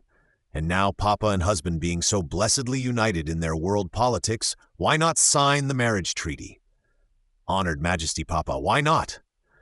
Tush, child, you do not understand. In these tremendous circumstances, the celestial sign of the balance just about canting, and the obliquity of the ecliptic like to alter, how can one think of little marriages? Wait till the obliquity of the ecliptic comes steadily to its old pitch. Truth is, George was in general of a slow, solemn Spanish turn of manners. Intolerably proud, too, since he got that English dignity, says Wilhelmina. He seemed always tacitly to look down on Friedrich Wilhelm, as if the Prussian majesty were a kind of inferior clownish king in comparison. It is certain he showed no eagerness to get the treaty perfected. Again and again, when specially applied to by Queen Sophie, on Friedrich Wilhelm's order, he intimated only, it was a fixed thing, but not to be hurried. English parliaments were concerned in it, the parties were still young, and so on. After which brief answer he would take you to the window and ask, if you did not think the Herrenhausen gardens and their Leibniz waterworks and clipped beach walls were rather fine? Polnitz Memoiren, see? 226, 228, etc. In fact, the English parliaments, from whom money was so often demanded for our fat improper Darlingtons, lean improper Kendalls and other royal occasions, would naturally have to make a marriage revenue for this fine grandson of ours. Grandson Fred, who is now a young lout of 18, leading an extremely dissolute life, they say, at Hanover, and by no means the most beautiful of mortals, either he or the foolish little father of him, to our old sad heart. They can wait, said George always. But undoubtedly he did intend that both marriages should take effect, only he was slow, and the more you hurried him, perhaps the slower. He would have perfected the treaty next year, say the authorities, meant to do so if well let alone. But Townshend whispered withal, better not urge him. Surly George was always a man of his word, no treachery intended by him towards Friedrich Wilhelm or any man. It is very clear, moreover, that Friedrich Wilhelm in this autumn 1725 was and was like to be of high importance to King George, a man not to be angered by dishonorable treatment, had such otherwise been likely on George's part. Nevertheless, George did not sign the treaty next year either, such things having intervened, nor the next year after that, for reasons tragically good on the latter occasion. These delays about the double marriage treaty are not a pleasing feature of it to Friedrich Wilhelm, who is very capable of being hurt by slights, who at any rate dislikes to have loose thrums flying about, or that the business of today should be shoved over upon tomorrow. And so Queen Sophie has her own sore difficulties, driven thus between the barbarians, that is, her husband, and the deep sea, that is, her father, to and fro. Nevertheless, since all parties to the matter wished it, Sophie and the younger parties getting even enthusiastic about it, and since the matter itself was good, agreeable so far to Prussia and England, to Protestant Germany, and to heaven and earth, Might not Sophie confidently hope to vanquish these and other difficulties, and so bring all things to a happy close? Had it not been for the imperial shadow huntings, and this rickety condition of the celestial balance. Alas, the outer elements interfered with Queen Sophie in a singular manner. Huge foreign world movements, springing from Vienna and a specter-haunted Kaiser, and spreading like an avalanche over all the earth, snatched up this little double marriage question, tore it along with them, reeling over precipices one knew not whitherward at such a rate as was seldom seen before. Scarcely in the Minerva press is there record of such surprising, infinite and inextricable obstructions to a wedding or a double wedding. Time and space, which cannot be annihilated to make two lovers happy, were here turned topsy-turvy, as it were, to make four lovers. Four, or at the very least three, for Wilhelmina will not admit she was ever the least in love, not she, poor soul, either with loose Fred or his English outlooks. Four young creatures and one or more elderly persons, superlatively wretched, and even, literally enough, to do all but kill some of them. What is noteworthy, too, it proved wholly inane, this huge world ocean of intrigues and imperial necromancy. Ran dry at last into absolute nothing even for the Kaiser, and might as well not have been.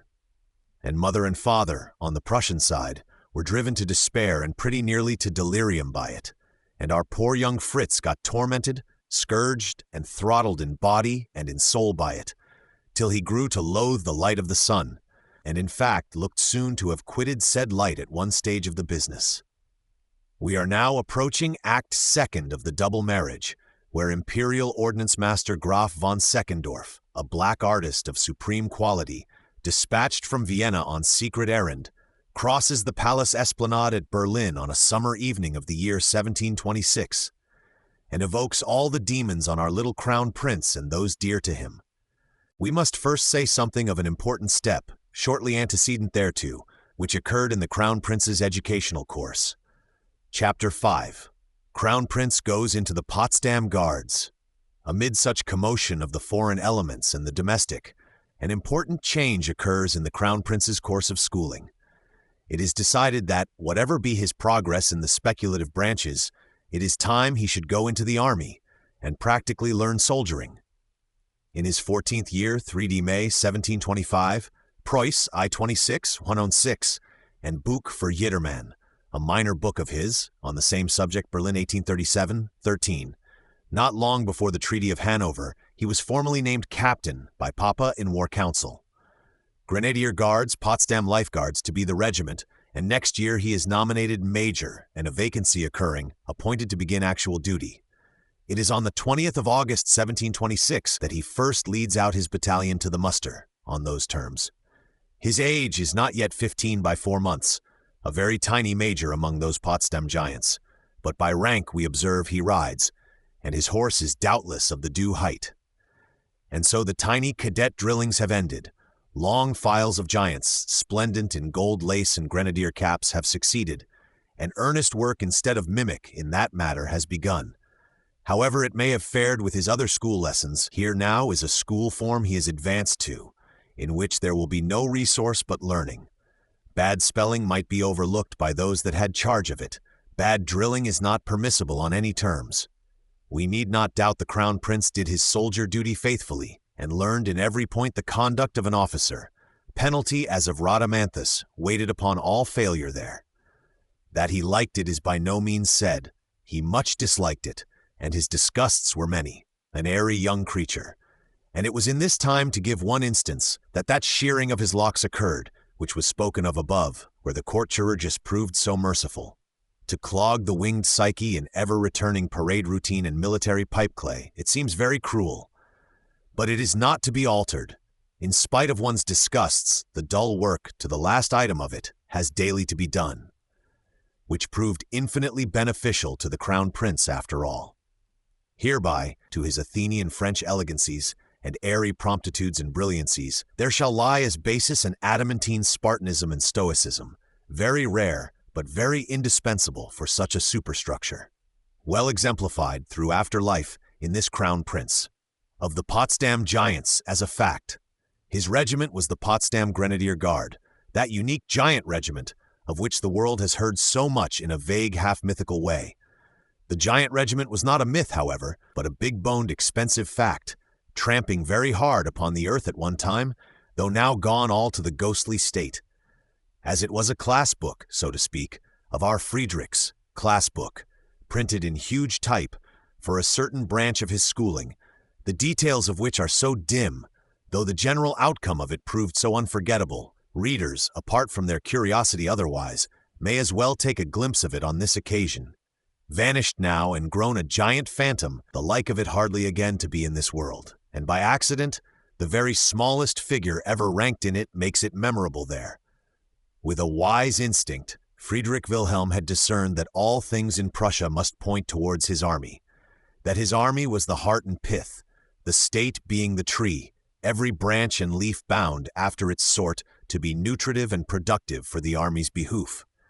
That, probably for any nation in the long run, and certainly for the Prussian nation straightway, life or death depends on the army. Friedrich Wilhelm's head, in an inarticulate manner, was full of this just notion, and all his life was spent in organizing it to a practical fact. The more of potential battle, the more of life is in us. A maximum of potential battle, therefore, and let it be the optimum in quality. How Friedrich Wilhelm cared, day and night, with all his heart and all his soul, to bring his army to the supreme pitch, we have often heard, and the more we look into his ways, the more we are impressed with that fact.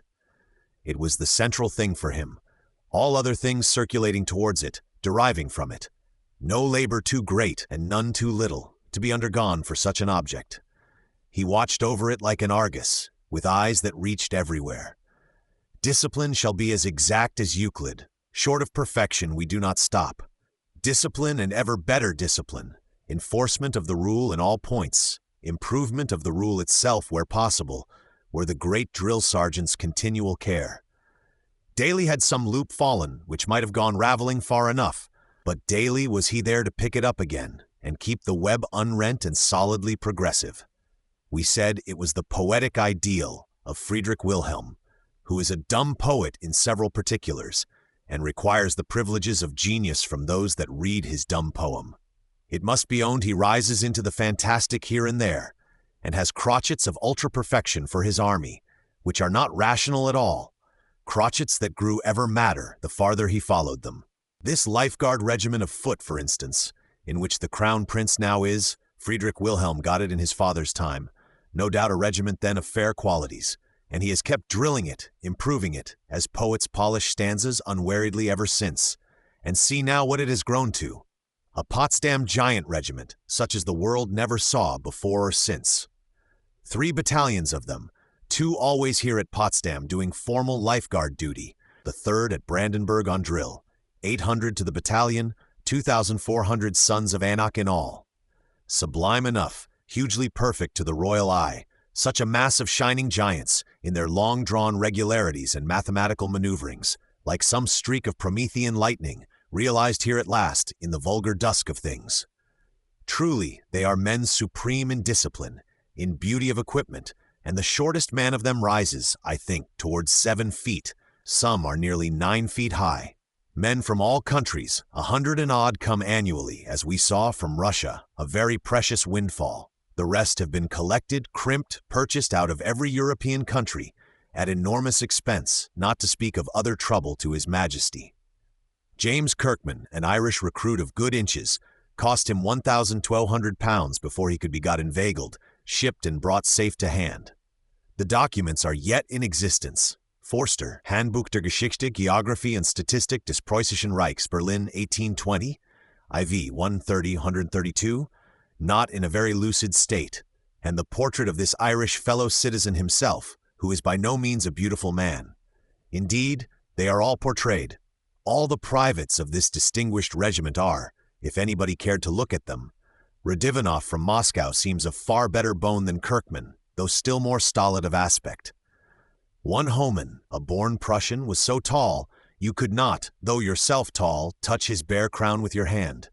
August the Strong of Poland tried on one occasion and could not.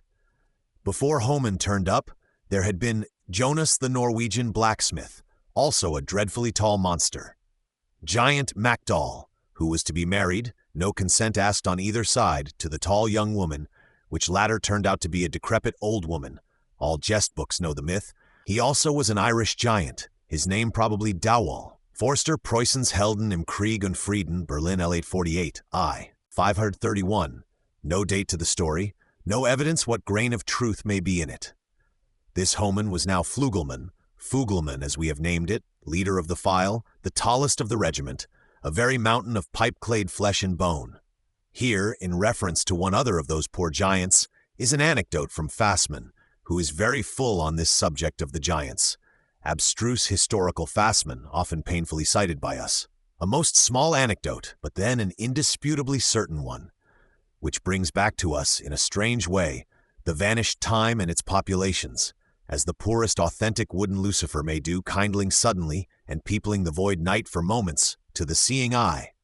Fassmann, a very dark German literary man, in obsolete costume and garniture, how living or what doing we cannot guess, found himself at Paris, gazing about in the year 1713, where, among other things, the fair of Saint Germain was going on. Loud, large fair of Saint Germain, which lasts from Candlemas to the Monday before Easter, and Fassmann one day took a walk of contemplation through the same. Much noise, gesticulation, little meaning. Show booths, temporary theaters, merry andrews, sleight-of-hand men, and a vast public, drinking, dancing, gambling, flirting, as its wont is. Nothing new for us there. New only that it all lies 5 generations from us now. Did the old pretender, who was then in his expectant period, in this same village of Saint Germain, see it too, as Fassmann did? And Louis XIV, he is at Versailles, drooping fast, very dull to his maintenance. And our little Fritz in Berlin is a child in arms, and the world is all awake as usual, while Fassmann strolls through this noisy inanity of show booths in the year 1713. Strolling along, Fassmann came upon a certain booth with an enormous picture hung aloft in front of it. Picture of a very tall man in hayduck livery, coat reaching to his ankles, in grand peruke, cap and big heron plume, with these words, Le Géant Allemand, German giant, written underneath. Partly from curiosity, partly for country's sake, Fassmann expended 2 pence, viewed the gigantic fellow creature, admits he had never seen one so tall. Though Benton Reader, the imperial diplomatist, thought by some to be the tallest of men, had come athwart him once. This giant's name was Muller, birthplace the neighborhood of Weissenfels. A Saxon like myself. He had a small German wife, not half his size. He made money readily, showing himself about in France, England, Holland, and Fassmann went his way, thinking no more of the fellow.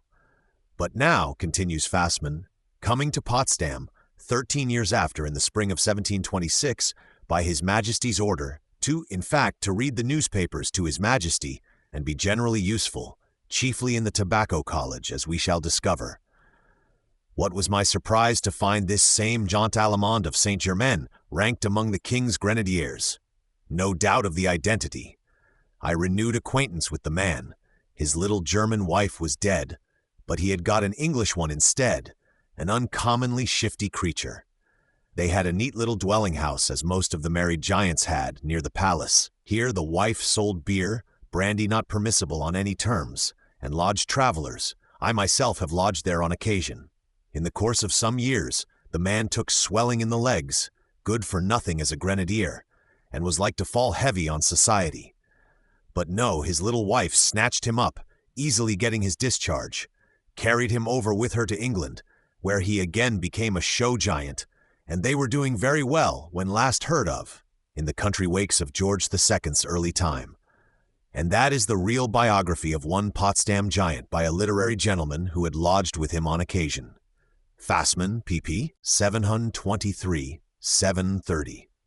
The pay of these sublime foot guards is greatly higher than common. They have distinguished privileges and treatment. On the other hand, their discipline is nonpareil, and discharge is never to be dreamt of, while strength lasts. Poor Kirkman, does he sometimes think of the hill of Howth, and that he will never see it more? Kirkman, I judge, is not given to thought, considers that he has tobacco here, and privileges and perquisites, and that Howth, and heaven itself, is inaccessible to many a man. Friedrich Wilhelm's recruiting difficulties. Tall men, not for this regiment only, had become a necessary of life to Friedrich Wilhelm, indispensable to him almost as his daily bread, To his heart there is no road so ready as that of presenting a tall man or two. Friedrich Wilhelm's regiments are now, by his exact new regulations, levied and recruited each in its own canton, or specific district. They're all males as soon as born are enrolled, liable to serve when they have grown to years and strength. All grown men, under certain exceptions, as of a widow's eldest son, or of the like evidently ruinous cases, are liable to serve. Captain of the regiment and amt man of the canton settle between them which grown man it shall be. Better for you not to be tall. In fact, it is almost a kindness of heaven to be gifted with some safe impediment of body, slightly crooked back or the like, if you much dislike the career of honor under Friedrich Wilhelm. A general shadow of unquiet apprehension we can well fancy hanging over those rural populations, and much unpleasant haggling now and then, nothing but the king's justice that can be appealed to. King's justice, very great indeed, but heavily checked by the king's value for handsome soldiers. Happily his value for industrial laborers and increase of population is likewise great. Townsfolk, skillful workmen as the theory supposes, are exempt. The more ingenious classes generally, His Majesty exempts in this respect, to encourage them in others. For on the whole he is not less a captain of work to his nation than of other things. What he did for Prussia in the way of industries, improvements, new manufactures, new methods, in settling colonies, tearing up drowned bogs and subduing them into dry cornfields, in building, draining, digging, and encouraging or forcing others to do so, would take a long chapter. He is the enemy of chaos, not the friend of it, wherever you meet with him. For example, Potsdam itself. Potsdam, now a pleasant, grassy, leafy place, branching out extensively in fine stone architecture, with swept pavements, where, as in other places, the traveler finds land and water separated into two firmaments. Friedrich Wilhelm found much of it a quagmire, land and water still weltering in one.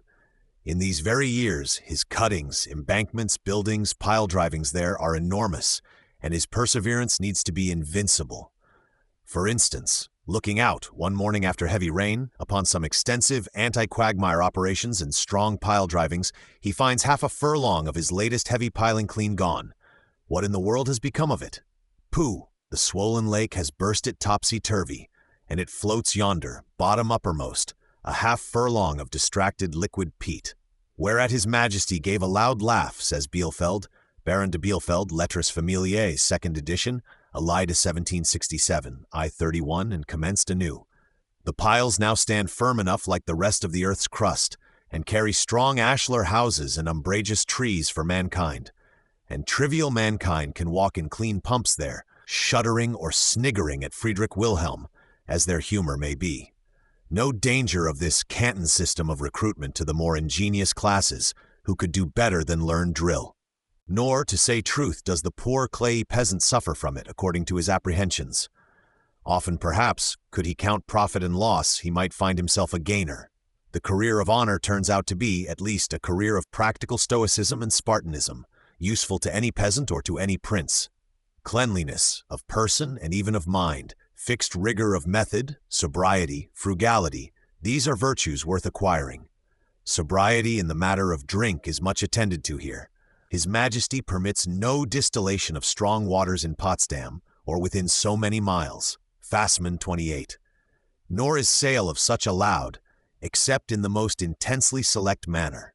The soldier's pay is in the highest degree exiguous, not above 3 halfpence a day for a common foot soldier, in addition to what rations he has.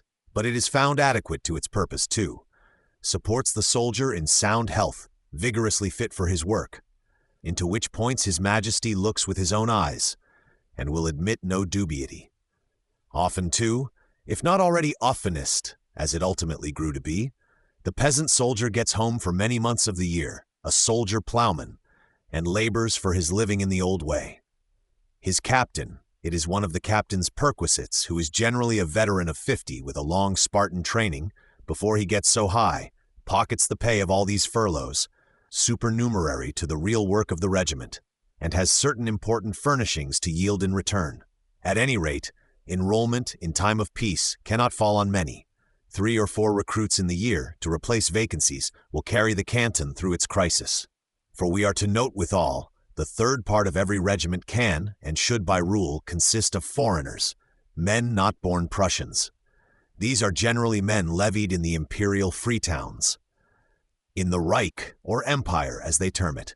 That is to say, or is mainly to say, in the countries of Germany that are not Austrian or Prussian. For this foreign third part too, the recruits must be got, excuses not admissible for captain or colonel, nothing but recruits of the due inches will do. Captain and colonel, supporting their enterprise on frugal adequate perquisites hinted of above, have to be on the outlook, vigilantly, eagerly, and must contrive to get them. Nay, we can take supernumerary recruits, and have in fact always on hand, attached to each regiment, a stock of such. Any number of recruits that stand well on their legs are welcome, and for a tall man there is joy in Potsdam, almost as if he were a wise man or a good man. The consequence is, all countries, especially all German countries, are infested with a new species of predatory two-legged animals, Prussian recruiters. They glide about, under disguise if necessary, lynx-eyed, eager almost as the Jesuit hounds are, not hunting the souls of men, as the spiritual Jesuits do, but their bodies in a merciless, carnivorous manner. Better not to be too tall in any country at present. Irish kirkmen could not be protected by the aegis of the British Constitution itself. In general, however, the Prussian recruiter, on British ground, reports that the people are too well off, that there is little to be done in those parts. A tall British sailor, if we pick him up strolling about Memel or the Baltic ports, is inexorably claimed by the diplomatists. No business doable till after restoration of him, and he proves a mere loss to us. Dispatches in the state paper office. Germany, Holland, Switzerland, the Netherlands, these are the fruitful fields for us, and there we do hunt with some vigor.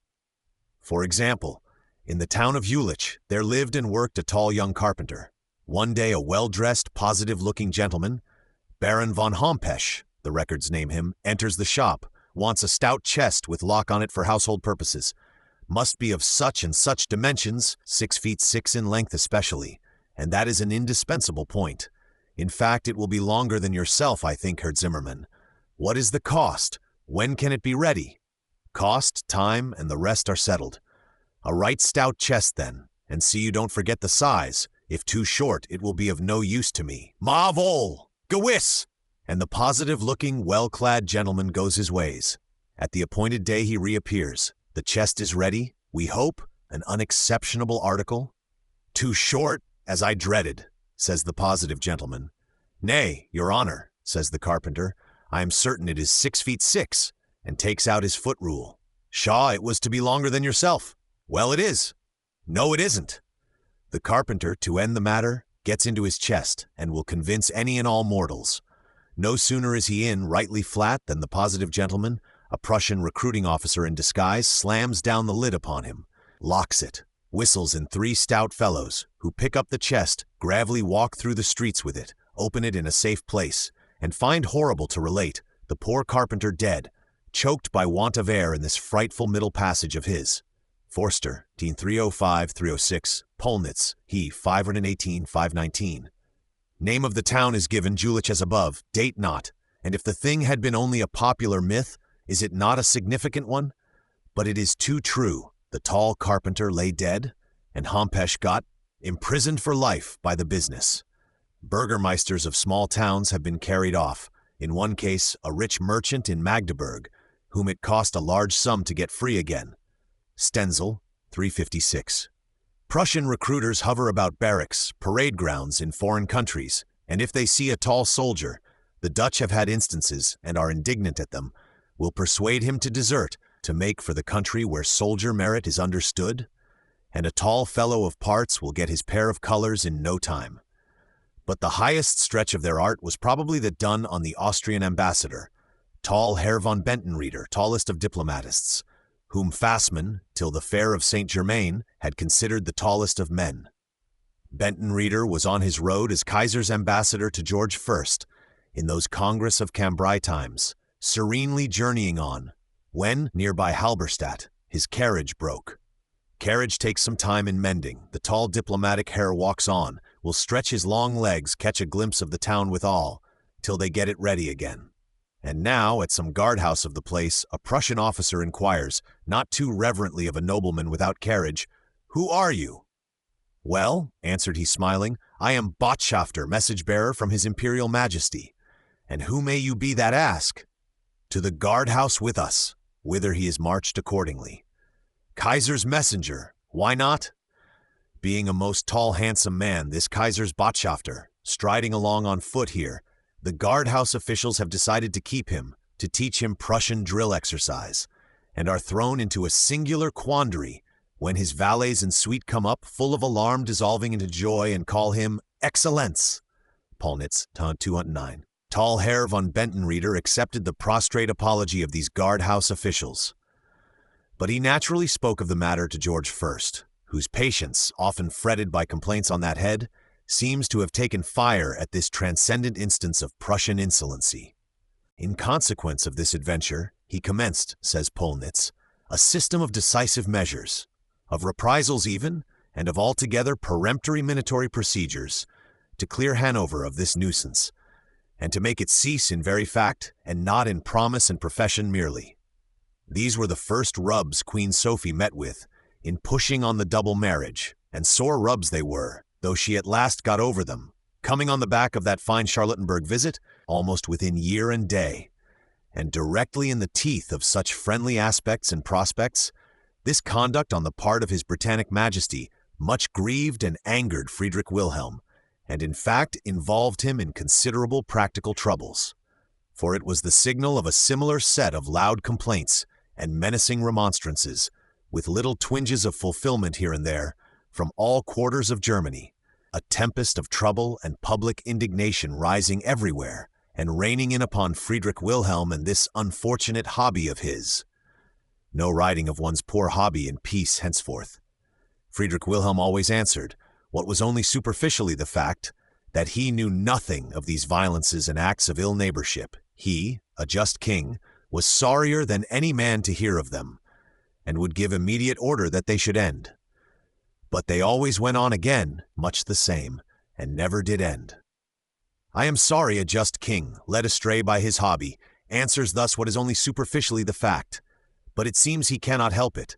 His hobby is too strong for him, regardless of curb and bridle in this instance. Let us pity a man of genius, mounted on so ungovernable a hobby, leaping the barriers in spite of his best resolutions. Perhaps the poetic temperament is more liable to such morbid biases, influxes of imaginative crotchet, and mere folly that cannot be cured. Friedrich Wilhelm never would or could dismount from his hobby, but he rode him under much sorrow henceforth, under showers of anger and ridicule, contumelious words and procedures, as it were saxa efficies, battering round him to a heavy extent, the rider a victim of tragedy and farce both at once. Queen Sophie's troubles, Grumka with the old Dessauer, and Grumka without him. Queen Sophie had, by delicate management, got over those first rubs, arrived at a treaty of Hanover, and clear ground again. Far worse rubs lay ahead, but smooth traveling towards such a goal was not possible for this queen. Poor lady, her court, as we discern from Wilhelmina in the books, is a sad welter of intrigues, suspicions, of treacherous chambermaids, head valets, pick-thank scouts of official gentlemen, and others striving to supplant one another. Satan's invisible world, very busy against Queen Sophie. Under any terms, much more under those of the double marriage, her place in a kindly but suspicious husband's favor was difficult to maintain. Restless aspirants, climbing this way or that by ladder steps discoverable in this abstruse element, are never wanting and have the due eavesdropping satellites, now here, now there. Queen Sophie and her party have to walk warily as if among precipices and pitfalls. Of all which wide welter of extinct contemptibilities, then and there so important, here and now become minus quantities, we again notice the existence, but can undertake no study or specification whatever. Two incidents, the latter of them dating near the point where we now are, will sufficiently instruct the reader what a welter this was, in which Queen Sophie and her bright little son, the new major of the Potsdam Giants, had to pass their existence. Incident first fell out some 6 years ago or more, in 1719, year of the Heidelberg Protestants, of Clement the Forger, when His Majesty slept for weeks with a pistol under his pillow, and had other troubles. His Majesty, on one of his journeys, which were always many, was taken suddenly ill at Brandenburg that year, so violently ill that thinking himself about to die, he sent for his good queen, and made a will appointing her regent in case of his decease. His majesty quite recovered before long, but Grumkow and the old Dessauer, main aspirants, getting wind of this will, and hunting out the truth of it, what a puddling of the waters these two made in consequence, stirring up mire and dirt round the good queen, finding she had been preferred to them. Wilhelmina 2629. Nay, Wilhelmina, in her wild way, believes they had, not long after, planned to fire a theater about the king one afternoon in Berlin city and take his life, thereby securing for themselves such benefit in prospect as there might be. Not a doubt of it, thinks Wilhelmina. The young Margraf, born 1700, see Vol V 93, our precious cousin of Schwett, is not he sister's son of that old Dessauer? Grandson of the great elector, even as Papa is. Papa once killed, and our poor crown prince also made away with, that young Margraf and his blue fox tiger of an uncle over him, is king in Prussia. Obviously they meant to burn that theater and kill Papa. This is Wilhelmina's distracted belief, as doubtless it was her mother's on the day in question. A jealous, much-suffering, transcendently exasperated mother, as we see. Incident second shows us those, two rough gentlemen fallen out of partnership, into open quarrel and even duel. Duel at the Köpenick Gate, much noised of in the dull old Prussian books, though always in a reserved manner, not even the date, as if that were dangerous, being clearly given. It came in the wake of that Hanover Treaty, as is now guessed, the two having taken opposite sides on that measure and got provoked into ripping up old sores in general. Dessau was against King George and the treaty, it appears, having his reasons, family reasons of old standing. Grumkow, a bribable gentleman, was for, having also perhaps his reasons. Enough. It came to altercations, objurgations between the two, which rose ever higher, rose at length to wager of battle. Indignant challenge on the part of the old Dessauer, which, however, Grumkow, not regarded as a baresark in the fighting way, regrets that his Christian principles do not, forsooth, allow him to accept. The king is appealed to, the king being himself, though an Orthodox Christian, yet a still more Orthodox soldier, decides that, on the whole, General Grumkow cannot but accept this challenge from the Field Marshal Prince of Dessau. Dessau is on the field at the Köpenick Gate, accordingly, late autumn afternoon, I calculate, of the year 1725, waits patiently till Grumkow make his appearance. Grumkow, with a chosen second, does at last appear, advances pensively with slow steps. Gunpowder Dessau, black as a silent thundercloud, draws his sword, and Grumkow does not draw his, presents it undrawn, with unconditional submission and apology. Slay me if you like, old friend, whom I have injured. Whereat Dessau, uttering no word, uttering only some contemptuous snort, turns his back on the phenomenon, mounts his horse and rides home. Polnitz, EU 214. A divided man from this Grumkow henceforth. The prince waited on her majesty, signified his sorrow for past estrangements, his great wish now to help her, but his total inability, being ousted by Grumkow. We are for Halle, madam, where our regiment is. There let us serve his majesty, since we cannot here. Wilhelmina, I-90, 93. And in fact the old Dessauer lives mostly there in time coming, sunk in articulate in tactics of a truly deep nature, not stranding on politics of a shallow. A man still memorable in the mythic traditions of that place. Better to drill men to perfection and invent iron ramrods against the day they shall be needed than go jostling on such terms with cattle of the Grumkow kind. And thus we perceive Grumkow is in and the old Dessauer out, and there has been a change of ministry, change of majesty's advisers brought about. May the advice going be wiser now. What the young crown prince did, said, thought in such environment of backstairs diplomacies, female sighs and aspirations, Grumkow duels, drillings in the giant regiment, is not specified for us in the smallest particular, in the extensive rubbish books that have been written about him.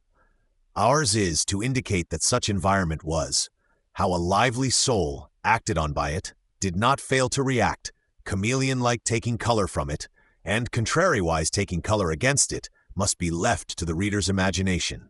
One thing we have gathered and will not forget, that the old Dessauer is out and Grumkow in, that the rugged son of gunpowder, drilling men henceforth at Halle, and in a dumb way meditating tactics as few ever did, has no share in the foul enchantments that now supervene at court. Chapter 6. Ordnance Master Seckendorf crosses the palace esplanade. The Kaiser's terror and embarrassment at the conclusion of the Hanover Treaty, as we saw, were extreme. War possible or likely, and nothing but the termagant caprices of Elizabeth Farnese to depend on, no cash from the sea powers, only cannon shot, invasion, and hostility from their cash and them. What is to be done? To caress the pride of Spain, to keep alive the hopes in that quarter of marrying their Don Carlos, the supplementary infant, to our eldest Archduchess, which indeed has set the sea powers dreadfully on fire, but which does leave Parma and Piacenza quiet for the present, and makes the pragmatic sanction to an affair of Spain's own. This is one resource, though a poor one, and a dangerous. Another is to make alliance with Russia by well flattering the poor little brown Czarina there. But is not that a still poorer? And what third is there? There is a third worth both the others, could it be got done. To detach Frederick Wilhelm from those dangerous Hanover confederates and bring him gently over to ourselves. He has an army of 60,000 in perfect equipment and money to maintain them so. Against us or for us, under 60,000 plus or 60,000 minus. That will mean 120,000 fighting men, a most weighty item in any field there is like to be. If it lie in the power of human art, let us gain this wild, irritated King of Prussia. Dare any henchman of ours venture to go, with honey cakes, with paddings and cajoleries, and slip the imperial muzzle well round the snout of that rugged ursine animal? An iracund bear of dangerous proportions, and justly irritated against us at present? Our experienced Feldzeugmeister, ordnance master and diplomatist Graf von Seckendorf, a conscientious Protestant, and the cunningest of men, able to light all lengths, dare he try it? He has fought in all quarters of the world, and lied in all where needful, and saved money in all. He will try it, and will succeed in it too. Polnitz, 9-35, Stenzel, 544, Forsterhung, 39. The second act, therefore, of this foolish world drama of the double marriage opens on the 11th May 1726 towards sunset, in the tabagie of the Berlin Palace, as we gather from laborious comparison of windy Polnitz with other indistinct witnesses of a dreary nature, in the following manner. Prussian Majesty sits smoking at the window, nothing particular going on. A square-built, shortish, steel-gray gentleman, of military cut, past 50, is strolling over the Schlossplatz, spacious square in front of the palace, conspicuous amid the sparse populations there, pensively recreating himself, in the yellow sunlight and long shadows, as after a day's hard labor or travel. "Who is that?" inquires Frederick Wilhelm, suspending his tobacco. Grumkow answers cautiously after survey. He thinks it must be Ordnance Master Seckendorf, who was with him today, passing on rapidly towards Denmark on business that will not wait. Experienced Feldzeugmeister Graf von Seckendorf, whom we stand in correspondence with of late and were expecting about this time, whom we have known at the Siege of Stralsund, nay, ever since the Marlborough times and the siege of Menin in war and peace, and have always reckoned a solid, reasonable man and soldier. Why has he not come to us? Your Majesty, confesses Grumkow, his business is so pressing. Business in Denmark will not wait. Seckendorf owned he had come slightly round, in his eagerness to see our grand review at Tempelhof the day after tomorrow. What soldier would omit the sight, so he was pleased to intimate, of soldiering carried to the non-plus-ultra?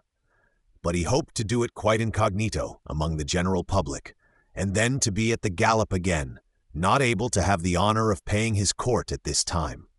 Court? Narren Possen, nonsense, answers Friedrich Wilhelm, and opening the window beckons Seckendorf up, with his own royal head in hand. The conversation of a man who had rational sense and could tell him anything, were it only news of foreign parts in a rational manner, was always welcome to Friedrich Wilhelm. And so Seckendorf, how can he help it, is installed in the tabagie, glides into pleasant conversation there.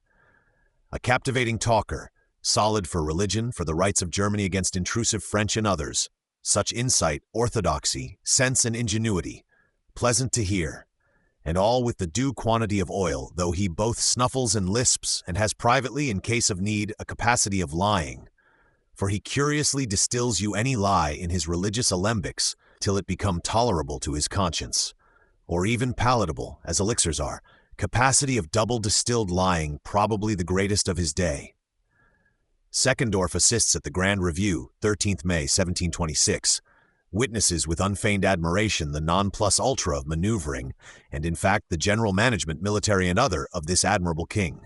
Polnitz, 5, Fassmann, p. 368.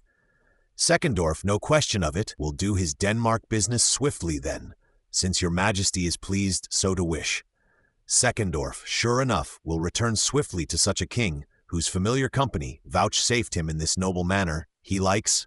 Oh, how he likes it! In a week or two, Seckendorf is back to Berlin, attends His Majesty on the annual military tour through Preussen, attends him everywhere, becoming quite a necessary of life to His Majesty, and does not go away at all. Seckendorf's business, if His Majesty knew it, will not lead him away, but lies here on this spot, and is now going on. The magic apparatus, Grumkow the mainspring of it, getting all into gear. Grumkow was once clear for King George and the Hanover Treaty, having his reasons then, but now he has other reasons, and is clear against those foreign connections. Yes, my estimable, justly powerful Herr von Grumkow, here is a little pension of 1,1600 ducats, only 500 pounds as yet, which the Imperial Majesty, thinking of the service you may do Prussia and Germany in him, graciously commands me to present. Only 500 pounds by the year as yet, but there shall be no lack of money if we prosper. Forster, 2 ton 33, 232, see also IV 172, 2157, etc. And so there are now 2 black artists of the first quality, busy on the unconscious Friedrich Wilhelm, and Seckendorf, for the next 7 years, will stick to Friedrich Wilhelm like his shadow, and fascinate his whole existence and him as few wizards could have done. Friedrich Wilhelm, like Saint Paul in Melita, warming his innocent hands at the fire of dry branches here kindled for him. That miracle of a venomous serpent is this that has fixed itself upon his finger? To Friedrich Wilhelm's enchanted sense it seems a bird of paradise, trustfully perching there, but it is of the whip-snake kind, or a worse, and will stick to him tragically, if also comically, for years to come. The world has seen the comedy of it, and has howled scornful laughter upon Friedrich Wilhelm for it. But there is a tragic side, not so well seen into, where tears are due to the poor king, and to certain others horsewhips and almost gallows ropes are due. Yes, had Seckendorf and Grumkow both been well hanged at this stage of the affair, whereby the affair might have soon ended on fair terms, it had been welcome to mankind, welcome surely to the present editor. For one, such a saving to him of time wasted, of disgust endured. And indeed, it is a solacement he has often longed for in these dreary operations of his. But the fates appointed otherwise, we have all to accept our fate. Grumkow is sworn to imperial orthodoxy then, probably the vulpine mind, so to term it, went always rather that way, and only his interest the other. Grumkow is well bribed, supplied for bribing others where needful, stands orthodox now, under peril of his very head. All things have been got distilled into the palatable state, spiritual and economic, for oneself and one's grand Trojan horse of a Grumkow, and the adventure proceeds apace. Seckendorf sits nightly in the tabagie, a kind of smoking parliament, as we shall see anon, attends on all promenades and journeys, one of the wisest heads and so pleasant in discourse, he is grown indispensable and a necessary of life to us. Seckendorf's biographer computes, he must have ridden, in those 7 years, continually attending His Majesty, above 5,000 German miles. Anonymous, Seckendorf's grandnephew, Versuch einer Lebensbeschreibung des Feldmarschalls Grafen von Seckendorf, Leipzig, 1692-1794, I6. That is 25,000 English miles, or a trifle more than the length of the terrestrial equator. In a month or two, 13th August 1726, Preuss, I-37. Seckendorf, since Majesty vouchsafes to honor us by wishing it, contrives to get nominated Kaiser's minister at Berlin. Unlimited prospects of tabagie and good talk now opening on Majesty, and impartial Grumkow in tabagie or wherever we are, cannot but admit now and then that the Excellenz Herr Graf Ordnance-Master has a deal of reason in what he says about foreign politics, about intrusive French and other points. Muses Friedrich Wilhelm to himself, if the Kaiser had not been so lofty on us in that Heidelberg Protestant affair, in the Ritterdienst business, in those damned recruiting brabbles, always a very high-sniffing, surly Kaiser to us.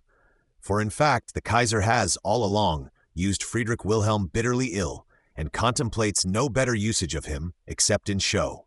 Usage? Thinks the Kaiser. A big Prussian piece of cannon, whom we wish to enchant over to us. Did Lazy Peg complain of her usage? So that the Excellenz and Grumkow have a heavy problem of it, were they not so diligent, and the cannon itself well disposed. Those Blitzfranzosen blasted French, growls Friedrich Wilhelm sometimes in the Tobacco Parliament. Forster, 12. For he hates the French, and would fain love his Kaiser, being German to the bone, and of right loyal heart, though counted only a piece of cannon by some. For one thing, his Prussian Majesty declines signing that Treaty of Hanover a second time. Now when the Dutch accede to it, after almost a year's trouble with them, the Prussian ambassador, singular to observe, has no orders to sign, leaves the English with their Hollanders and Blitzfranzosen to sign by themselves this time. 9th August 1726. Boyer, The Political State of Great Rhineland, a monthly periodical, Vol. 2 p. 77, which is the number for July 1726. We will wait, thinks his Prussian Majesty. Who knows? But then Jülich and Berg, urges he always, Britannic Majesty and the Blitzfranzosen were to secure me the reversion there. That was the essential point. For this too, Excellence has a remedy, works out gradually a remedy from headquarters, the amiable, dexterous man. Kaiser will do the like, your Majesty. Kaiser himself will secure it you. In brief, some 3 months after Seckendorf's installment as Kaiser's minister, not yet 5 months since his appearance in the Schlossplatz that May evening, it is now hunting season, and we are at Wusterhausen. Majesty, his 2 black artists, and the proper satellites on both sides all there. A new and opposite treaty in extreme privacy on the 12th of October, 1726, is signed at that sequestered hunting Schloss. Treaty of Wusterhausen, so called, which was once very famous and mysterious, and caused many wigs to wag. Wigs to wag, in those days especially, when knowledge of it was first had, the rather as only half knowledge could be had of it, or can, mourns Dryasdust, who has still difficulties about some secret articles in the document.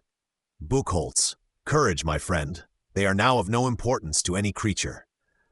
The essential purport of this treaty, given in extenso, without the secret articles, in Forster, 159 to 166, legible to all eyes, is that Friedrich Wilhelm silently drops the Hanover Treaty in Blitzfranzosen and explicitly steps over to the Kaiser's side, stipulates to assist the Kaiser with so many thousand if attacked in Germany by any Blitzfranzose or intrusive foreigner whatever, in return for which the Kaiser, besides assisting Prussia in the like case with a like quantity of thousands, engages in circuitous chancery language to be helpful and humanly speaking effectual in that grand matter of Jülich and Berg, somewhat in the following strain.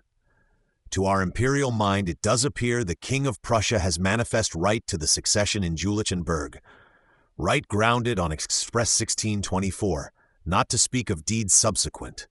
The imperial mind, as supreme judge of such matters in the Reich, will not fail to decide this cause soon and justly, should it come to that, but we hope it may take a still better course, for the imperial mind will straightway set about persuading Kurpfalz to comply peaceably, and even undertakes to have something done that way before 6 months pass. Art v. in Forster ubi supra. Humanly speaking, surely the imperial mind will be effectual in the Jülich and Berg matter, but it was very necessary to use circuitous chancery language, inasmuch as the imperial mind, desirous also to secure Kurpfalz's help in this sore crisis, had about 3 months ago, treaty with Kurpfalz, 16th August 1726, Forster 71, expressly engaged to Kurpfalz that Jülich and Berg should not go to Friedrich Wilhelm in terms of the old deed, but to Kurpfalz's cousins of Sulzbach, whom the old gentleman, in spite of deeds, was obstinate to prefer. There is no doubt about that fact, about that self-devouring pair of facts. To such straits is a Kaiser driven when he gets deep into spectre hunting.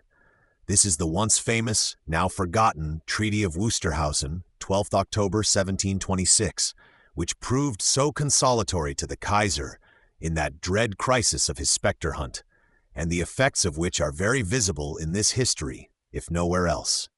It caught up the Prussian-English double marriage, launched it into the huge tide of imperial spectre politics, into the awful swaggings and swayings of the terrestrial Liber in general, and nearly broke the heart of several royal persons, of a memorable crown prince among others.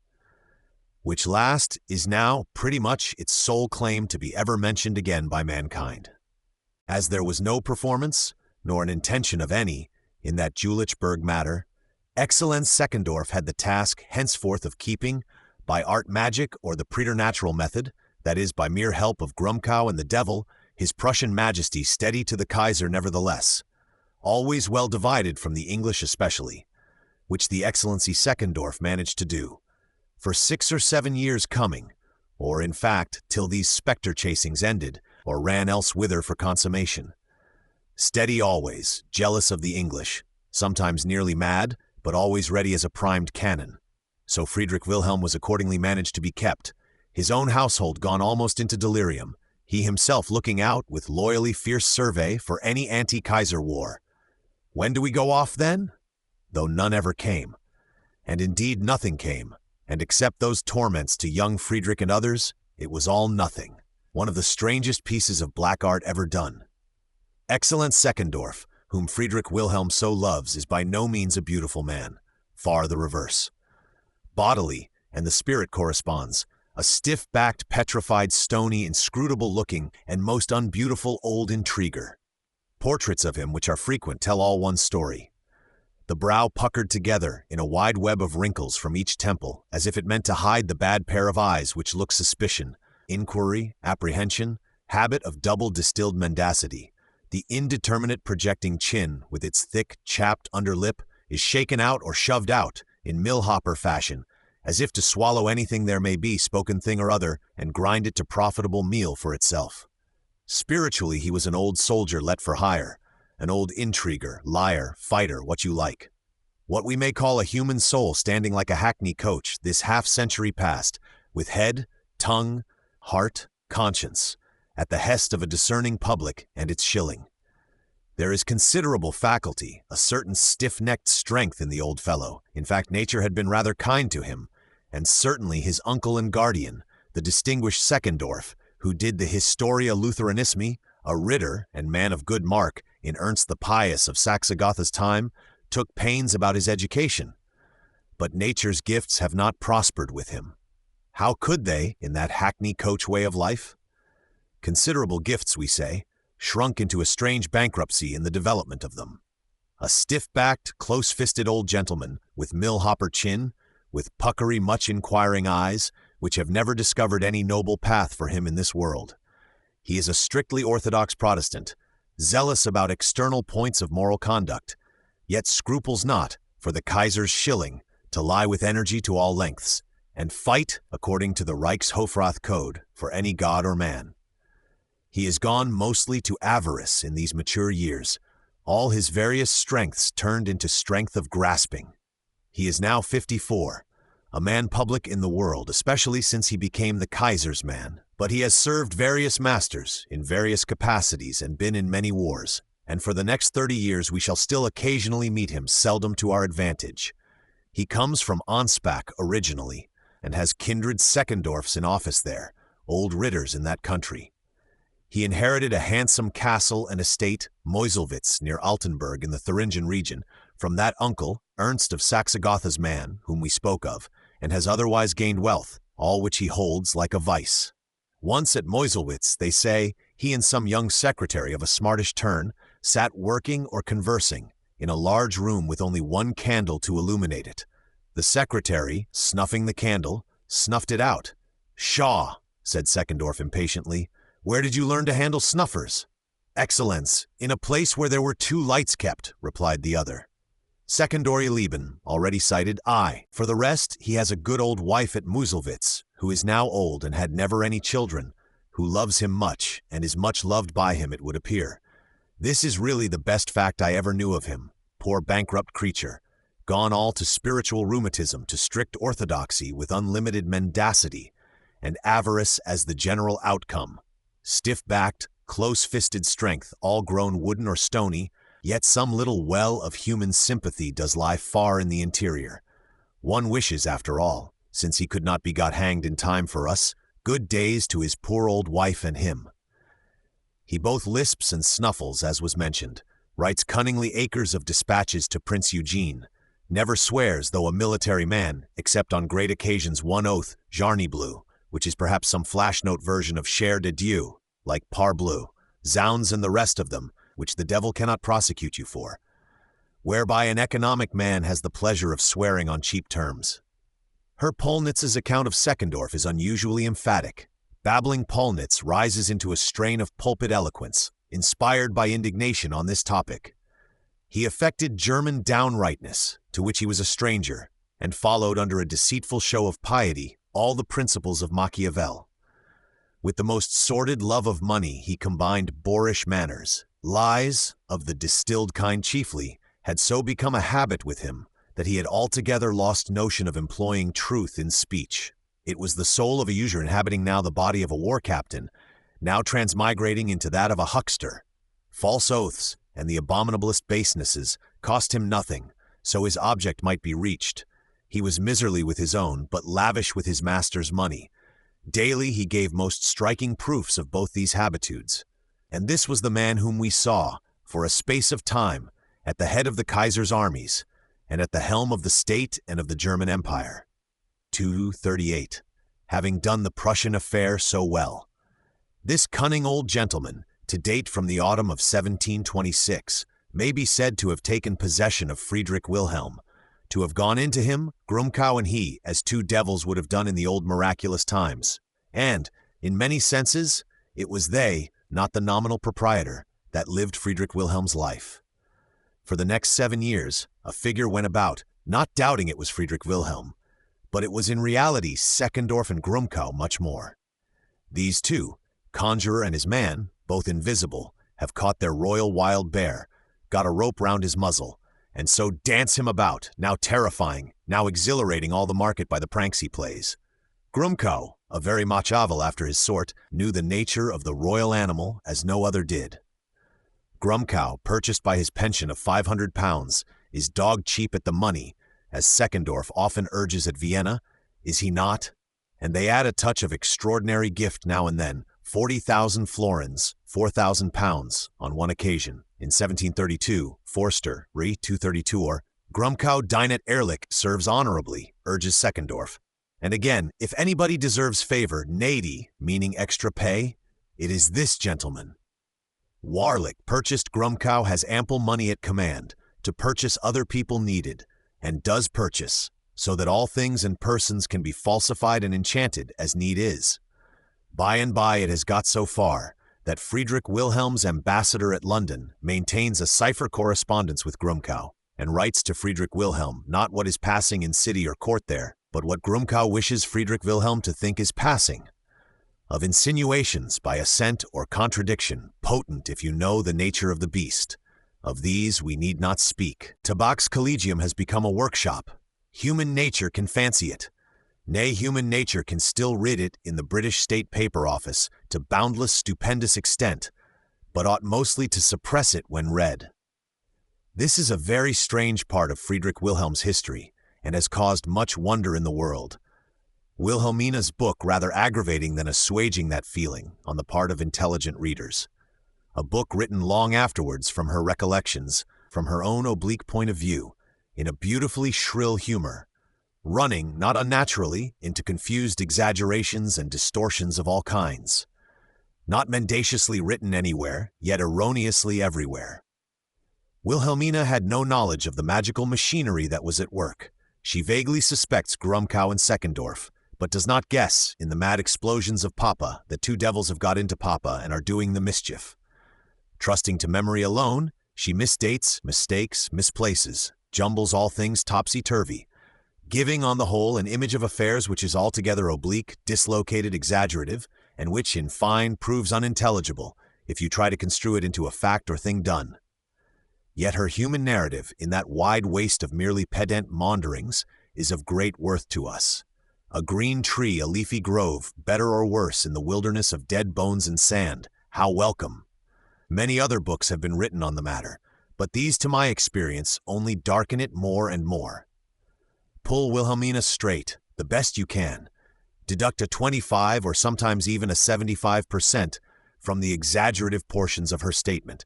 You will find her always true, lucid, charmingly human, and by far the best authority on this part of her brother's history. State papers to some extent have also been printed on the matter, and of written state papers here in England and elsewhere, this editor has had several hundred weights distilled for him, but except as lights hung out over Wilhelmina, nothing yet known of published or manuscript can be regarded as good for much. Oh heavens, had one but 7-league boots to get across that inane country, a bottomless whirlpool of dust and cobwebs in many places, where at any rate we had so little to do. Elucidating, rectifying, painfully contrasting, comparing, let us try to work out some conceivable picture of this strange imperial much-ado-about-nothing, and get our unfortunate crown prince and our unfortunate selves alive through it. Chapter 7. Tobacco Parliament. In these distressing junctures, it may cheer the reader's spirits, and will tend to explain for him what is coming, if we glance a little into the Friedrich Wilhelm Tabagi, Tabacs Collegium or Smoking College, more worthy to be called Tobacco Parliament, of which there have already been incidental notices. Far too remarkable an institution of the country to be overlooked by us here. Friedrich Wilhelm, though an absolute monarch, does not dream of governing without law, still less without justice, which he knows well to be the one basis for him and for all kings and men. His life effort, prosecuted in a grand, unconscious, unvarying, and instinctive way, may be defined rather as the effort to find out everywhere in his affairs what was justice, to make regulations, laws in conformity with that, and to guide himself and his Prussia rigorously by these. Truly he is not of constitutional turn, cares little about the wigs and formalities of justice, pressing on so fiercely towards the essence and fact of it. He has been known to tear asunder the wigs and formalities in a notably impatient manner when they stood between him and the fact. But Prussia has its laws withal, tolerably abundant, tolerably fixed and supreme, and the meanest Prussian man that could find out a definite law, coming athwart Friedrich Wilhelm's wrath, would check Friedrich Wilhelm in mid-volley, or hope with good ground to do it. Hope, we say, for the king is in his own and his people's eyes, to some indefinite extent, always himself the supreme ultimate interpreter and grand living codex of the laws, always to some indefinite extent, and there remains for a subject man nothing but the appeal to Philip sober in some rash cases. On the whole, however, Friedrich Wilhelm is by no means a lawless monarch, nor are his Prussian slaves by any means. They are patient, stout-hearted, subject men with a very considerable quantity of radical fire, very well covered in, prevented from idle explosions, bound to a respectful demeanor, and especially to hold their tongues as much as possible. Friedrich Wilhelm has not the least shadow of a constitutional parliament, nor even a privy council, as we understand it, his ministers being in general mere clerks to register and execute what he had otherwise resolved upon. But he had his Tabacs Collegium, Tobacco College, Smoking Congress, Tabagi, which has made so much noise in the world, and which, in a rough natural way, affords him the uses of a parliament on most cheap terms and without the formidable inconveniences attached to that kind of institution. A parliament reduced to its simplest expression, and instead of parliamentary eloquence, provided with Dutch clay pipes and tobacco. So we may define this celebrated Tabagi of Friedrich Wilhelm's. Tabagis were not uncommon among German sovereigns of that epoch. George I at Hanover had his smoking room and select smoking party on an evening, and even at London, as we noticed, smoked nightly, wetting his royal throat with thin beer, in presence of his fat and of his lean mistress, if there were no other company. Tobacco, introduced by the Swedish soldiers in the 30 Years' War, say some, or even by the English soldiers in the Bohemian or Palatinate beginnings of said war, say others. Tobacco, once shown them, was enthusiastically adopted by the German populations, long in want of such an article, and has done important multifarious functions in that country ever since. For truly, in politics, morality, and all departments of their practical and speculative affairs, we may trace its influences, good and bad, to this day. Influences generally bad, pacificatory but bad, engaging you in idle, cloudy dreams. Still worse, promoting composure among the palpably chaotic and discomposed, soothing all things into lazy peace, that all things may be left to themselves very much, and to the laws of gravity and decomposition, whereby German affairs are come to be greatly overgrown with funguses in our time, and give symptoms of dry and of wet rot wherever handled. George I, we say, had his tabagie, and other German sovereigns had, but none of them turned it to a political institution, as Frederick Wilhelm did. The thrifty man, finding it would serve in that capacity withal. He had taken it up as a commonplace solace and amusement. It is a reward for doing strenuously the day's heavy labors, to wind them up in this manner, in quiet society of friendly human faces, into a contemplative smoke canopy, slowly spreading into the realm of sleep and its dreams. Frederick Wilhelm was a man of habitudes. His evening tabagie became a law of nature to him, constant as the setting of the sun. Favorable circumstances, quietly noticed and laid hold of by the thrifty man, developed this simple evening arrangement of his into a sort of smoking parliament, small but powerful, where state consultations in a fitful, informal way took place, and the weightiest affairs might, by dexterous management, cunning insinuation and maneuvering from those that understood the art and the place, he bent this way or that, and ripened towards such issue as was desirable, to ascertain what the true course in regard to this or the other high matter will be, what the public will think of it, and in short, what and how the executive royal shall do therein. This, the essential function of a parliament and privy council, was here, by artless cheap methods, under the bidding of mere nature, multifariously done. Mere taciturnity and sedative smoke making the most of what natural intellect there might be. The substitution of tobacco smoke for parliamentary eloquence is, by some, held to be a great improvement. Here is Smelfungus's opinion, quaintly expressed, with a smile in it, which perhaps is not all of joy. Tobacco smoke is the one element in which, by our European manners, men can sit silent together without embarrassment, and where no man is bound to speak one word more than he has actually and veritably got to say. Nay, rather every man is admonished and enjoined by the laws of honor, and even of personal ease, to stop short of that point.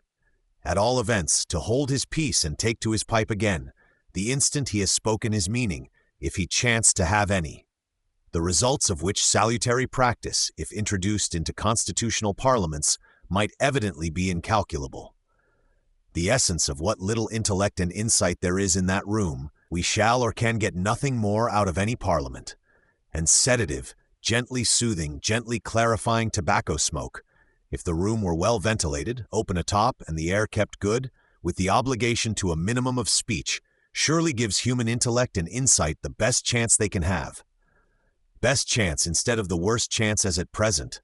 Ah me, who will reduce fools to silence again in any measure? Who will deliver men from this hideous nightmare of stump oratory, under which the grandest nations are choking to a nameless death, bleeding, too truly, from mouth and nose and ears, in our sad days? This tobacco college is the Grumkow and Seckendorf chief field of action. These two gentlemen understand thoroughly the nature of the Prussian tobacco parliament, have studied the conditions of it to the most intricate cranny. No English whipper-in or eloquent premier knows his St. Stephen's better, or how to hatch a measure in that dim hot element. By hint, by innuendo, by contemplative smoke, speech and forbearance to speak, often looking one way and rowing another, they can touch the secret springs and guide in a surprising manner the big dangerous fire ship, for such every state parliament is, towards the haven they intend for it. Most dexterous parliament men, smoke parliament. No Walpole, no Dundas, or immortal Pitt, first or second, is cleverer in parliamentary practice, for their fire ship, though smaller than the British, is very dangerous withal. Look at this, for instance. Seckendorf, one evening, far contrary to his wont, which was prostrate respect in easy forms and always judicious submission of one's own weaker judgment towards His Majesty, has got into some difficult defense of the Kaiser, defense very difficult, or in reality impossible. The cautious man is flustered by the intricacies of his position, by His Majesty's indignant counter-volleys, and the perilous necessity there is to do the impossible on the spur of the instant, gets into emphasis, answers His Majesty's volcanic fire by incipient heat of his own, and in short, seems in danger of forgetting himself, and kindling the tobacco parliament into a mere conflagration. That will be an issue for us. And yet who dare interfere? Friedrich Wilhelm's words in high clangorous metallic plangency, and the pathos of a lion raised by anger into song fall hotter and hotter. Seckendorf's puckered brow is growing of slate color, his shelf lip, shuttling violently, lisps and snuffles mere unconciliatory matter. What on earth will become of us? Boom! Dexterous Grumcow has drawn a humming top from his pocket and suddenly sent it spinning. There it hums and caracoles through the bottles and glasses, reckless what dangerous breakage and spilth it may occasion. Friedrich Wilhelm looked aside to it indignantly. "What is that?" inquired he in metallic tones still high. "Pooh, a toy I bought for the little Prince August, your Majesty. Am only trying it." His Majesty understood the hint, Seckendorf still better, and a jolly touch of laughter on both sides brought the matter back into the safe tobacco clouds again. Forster, Han, 110. This smoking parliament or tabax collegium of his Prussian Majesty was a thing much talked of in the world, but till Seckendorf and Grumcow started their grand operations there, its proceedings are not on record. Nor indeed till then had its political or parliamentary function become so decidedly evident. It was originally a simple smoking club, got together on hest of nature, without ulterior intentions. Thus English parliamenta themselves are understood to have been, in the old Norman time, mere royal Christmas festivities, with natural colloquy or parleying between king and nobles ensuing thereupon, and what wisest consultation concerning the arduous things of the realm the circumstances gave rise to. Such parleyings or consultations, always two in number in regard to every matter it would seem, or even three, one sober, one drunk, and one just after being drunk, proving of extreme service in practice, grew to be Parliament, with its 3 readings, and what not. A smoking room, with wooden furniture, we can suppose, in each of His Majesty's royal palaces, was set apart for this evening's service, and became the tabagie of His Majesty. A tabagie room in the Berlin Schloss, another in the Potsdam, if the cicerone had any knowledge, could still be pointed out. But the tobacco pipes that are shown as Friedrich Wilhelm's in the Kunstkammer or Museum of Berlin, pipes which no rational smoker, not compelled to it, would have used, awaken just doubt as to the cicerones, and you leave the locality of the tabagie a thing conjectural. In summer season at Potsdam and in country situations, tabagie could be held under a tent. We expressly know His Majesty held tabagie at Wusterhausen nightly on the steps of the big fountain, in the outer court there. Issuing from Wusterhausen Schloss and its little clipped lindens by the western side, passing the sentries, bridge and black ditch, with live Prussian eagles, vicious black bears, you come upon the royal tabagie of Wusterhausen, covered by an awning, I should think, sending forth its bits of smoke clouds and its hum of human talk into the wide free desert round. Any room that was large enough and had height of ceiling and air circulation and no cloth furniture would do, and in each palace is one or more than one that has been fixed upon and fitted out for that object. A high large room, as the engravings, mostly worthless, give it us. Contented Saturnine human figures, a dozen or so of them, sitting round a large long table, furnished for the occasion. Long Dutch pipe in the mouth of each man. Supplies of naster easily accessible. Small pan of burning peat, in the Dutch fashion, sandy native charcoal which burns slowly without smoke, is at your left hand, at your right a jug which I find to consist of excellent thin bitter beer. Other costlier materials for drinking, if you want such, are not beyond reach. On side tables stand wholesome cold meats, royal rounds of beef not wanting, with bread thinly sliced and buttered, in a rustic but neat and abundant way, such innocent accommodations, narcotic or nutritious, gaseous, fluid and solid, as human nature, bent on contemplation and an evening lounge, can require. Perfect equality is to be the rule. No rising or notice taken when anybody enters or leaves. Let the entering man take his place and pipe, without obligatory remarks. If he cannot smoke, which is Seckendorf's case for instance, let him at least affect to do so, and not ruffle the established stream of things. And so puff, slowly and any comfortable speech that is in you, or none, if you authentically have not any. Old official gentlemen, military for most part, Grumcow, Derschau, Old Dessauer, when at hand, Seckendorf, Old General Flans, rugged Plattdeutsch specimen, capable of tocadil or backgammon, capable of rough slashes of sarcasm when he opens his old beard for speech. These, and the like of these, intimate confidants of the king, men who could speak a little, or who could be socially silent otherwise, seemed to have been the staple of the institution.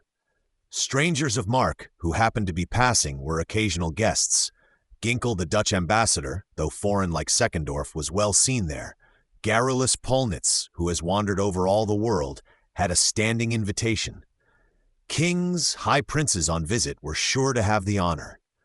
The crown prince, now and afterwards, was often present, oftener than he liked, in such an atmosphere, in such an element. The little princes were all wont to come in, doffing their bits of triangular hats, and bid Papa good night. One of the old generals would sometimes put them through their exercise, and the little creatures were unwilling to go away to bed. In such assemblage, when business of importance, foreign or domestic, was not occupying the royal thoughts, the talk, we can believe, was rambling and multifarious. The day's hunting, if at Wusterhausen, the day's news, if at Berlin or Potsdam. Old reminiscences, too, I can fancy turning up and talk, even in Seckendorf's own time, about Siege of Menin, where your Majesty first did me the honor of some notice, Siege of Stralsund, and, duly on September 11th at least, Malplaquet with Marlborough and Eugene, what Marlborough said, looked, and especially Laudem, late Feldmarschall Laudem, died 1719. And how the Prussian infantry held firm, like a wall of rocks, when the horse were swept away, rocks highly volcanic and capable of rolling forward too, and how a certain adjutant, Derschau, smokes harder and blushes brown, snatched poor Tetau on his back, bleeding to death amid the iron whirlwinds, and brought him out of shot range. Militär Lexikon, IV 78, Major General von Tetau, and I 348, Derschau. This was the beginning of Derschau's favor with Friedrich Wilhelm, who had witnessed this piece of faithful work. Such a day that, Herr Feldzeugmeister, as we shall not see again till the last of the days. Failing talk, there were newspapers in abundance, scraggy Dutch courants, journals of the Rhine, famous Frankfurt Zeitungs, with which His Majesty exuberantly supplied himself, being willing to know what was passing in the high places of the world, or even what in the dark, snuffy editor's thoughts was passing. This kind of matter, as some picture of the actual hour, His Majesty liked to have read to him, even during mealtime. Some subordinate character with clear windpipe, all the better too if he be a bookman, cognizant of history, geography, and can explain everything, usually reads the newspaper from some high seat behind backs, while His Majesty and household dine. The same subordinate personage may be worth his place in the tabagie, should his function happen to prove necessary there. Even bookmen, though generally pedants and mere bags of wind and folly, are good for something, more especially if rich minds of quizability turn out to be workable in them. Of Gundling and the literary men in tobacco parliament. Friedrich Wilhelm had, in succession or sometimes simultaneously, a number of such nondescripts to read his newspapers and season his tabagie, last evanescent faces of the old court fool species, who form a noticeable feature of his environment. One very famous literary gentleman of this description, who distanced every competitor in the tabagie and elsewhere for serving His Majesty's occasions, was Jacob Paul Gundling, a name still laughingly remembered among the Prussian people. Gundling was a country clergyman's son, of the Nuremberg quarter, had studied, carrying off the honors, in various universities, had read or turned over whole cartloads of wise and foolish books, gravitating, I fear, towards the latter kind, had gone the grand tour as traveling tutor, as companion to an English gentleman. He had seen courts, perhaps camps, at lowest cities and inns, knew in a manner, practically and theoretically, all things, and had published multifarious books of his own. List of them, 21 in number, mostly on learned antiquarian subjects. In Forster, tiny 5 and 56. The sublime long-eared erudition of the man was not to be contested, manifest to everybody, thrice and 4 times manifest to himself in the first place. In the course of his roamings and grand and little tours, he had come to Berlin in old King Friedrich's time, had thrown powder in the eyes of men there, and been appointed to professorships in the Ritter Academy, to chief heraldships, historiographer royal, and perhaps other honors and emoluments, the whole of which were cut down by the ruthless scythe of Friedrich Wilhelm, ruthlessly mowing his field clear, in the manner we saw at his accession. whereby learn grandiloquent Gundling, much addicted to liquor by this time, and turning the corner of 40, saw himself cast forth into the general wilderness. That is to say, walking the streets of Berlin with no resources but what lay within himself and his own hungry skin. Much given to liquor, too. How he lived for a year or two after this, erudite pen and braggart tongue his only resources, were tragical to say. At length a famous tavern keeper, the Leipziger Polterhans, Leipzig Kill-Cow, or Boisterous Jack, as they call him, finding what a dungeon of erudite talk this Gundling was, and how gentlemen got entertained by him, gave Gundling the run of his tavern, or, I fear, only a seat in the drinking room. And it was here that General Grumkow found him, talking big and disserting die omniscibility to the ancient Berlin gentlemen over their cups. A very dictionary of a man, who knows in a manner all things, and is by no means ignorant that he knows them. Would not this man suit his Majesty, thought Grumkow, and brought him to Majesty to read the newspapers and explain everything. Date is not given or hinted at, but incidentally we find Gundling in full blast in the year 1718, von Lohn, Kleine Schriften, I 201, cited in Forster I 260, and conclude his installment was a year or two before. Gundling came to his Majesty from the taproom of Boisterous Jack, read the newspapers, and explained everything. Such a dictionary and breeches much given to liquor as his Majesty had got was never seen before. Working into the man, his Majesty, who had a great taste for such things, discovered in him such mines of college learning, court learning without end, self-conceit, and depth of appetite, not less considerable.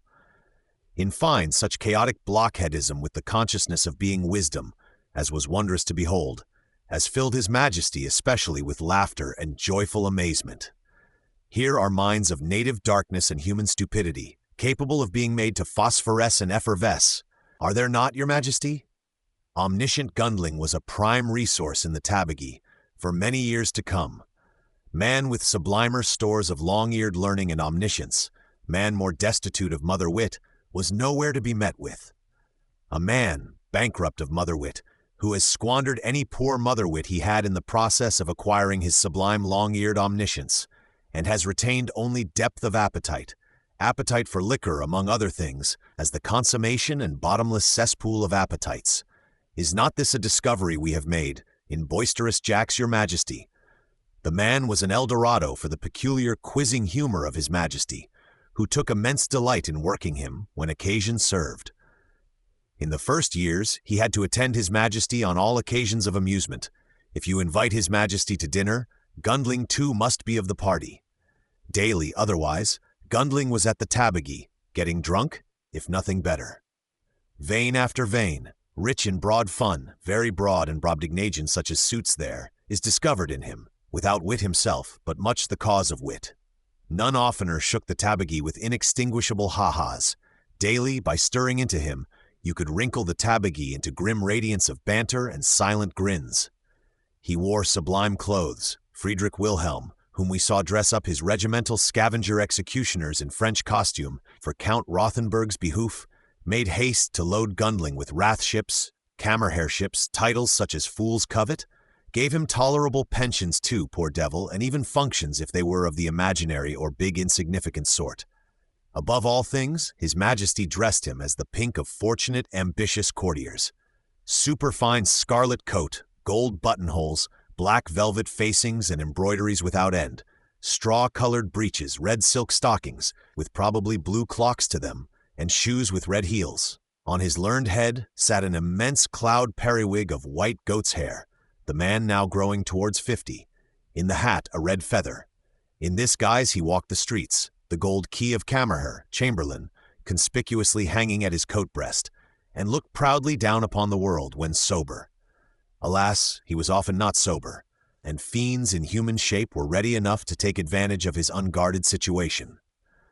No man suffered ruder tarring and feathering, and his only comfort was his bane withal, that he had, under such conditions, the use of the royal cellars, and could always command good liquor there.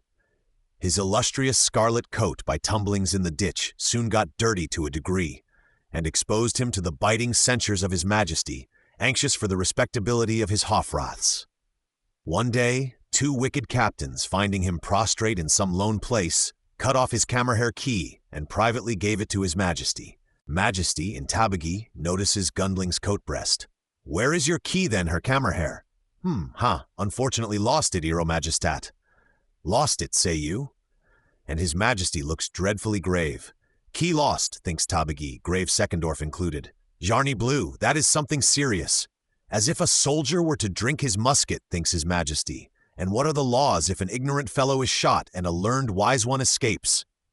Here is matter for a deliberative Tabagi, and to poor Gundling a bad outlook, fatal or short of fatal.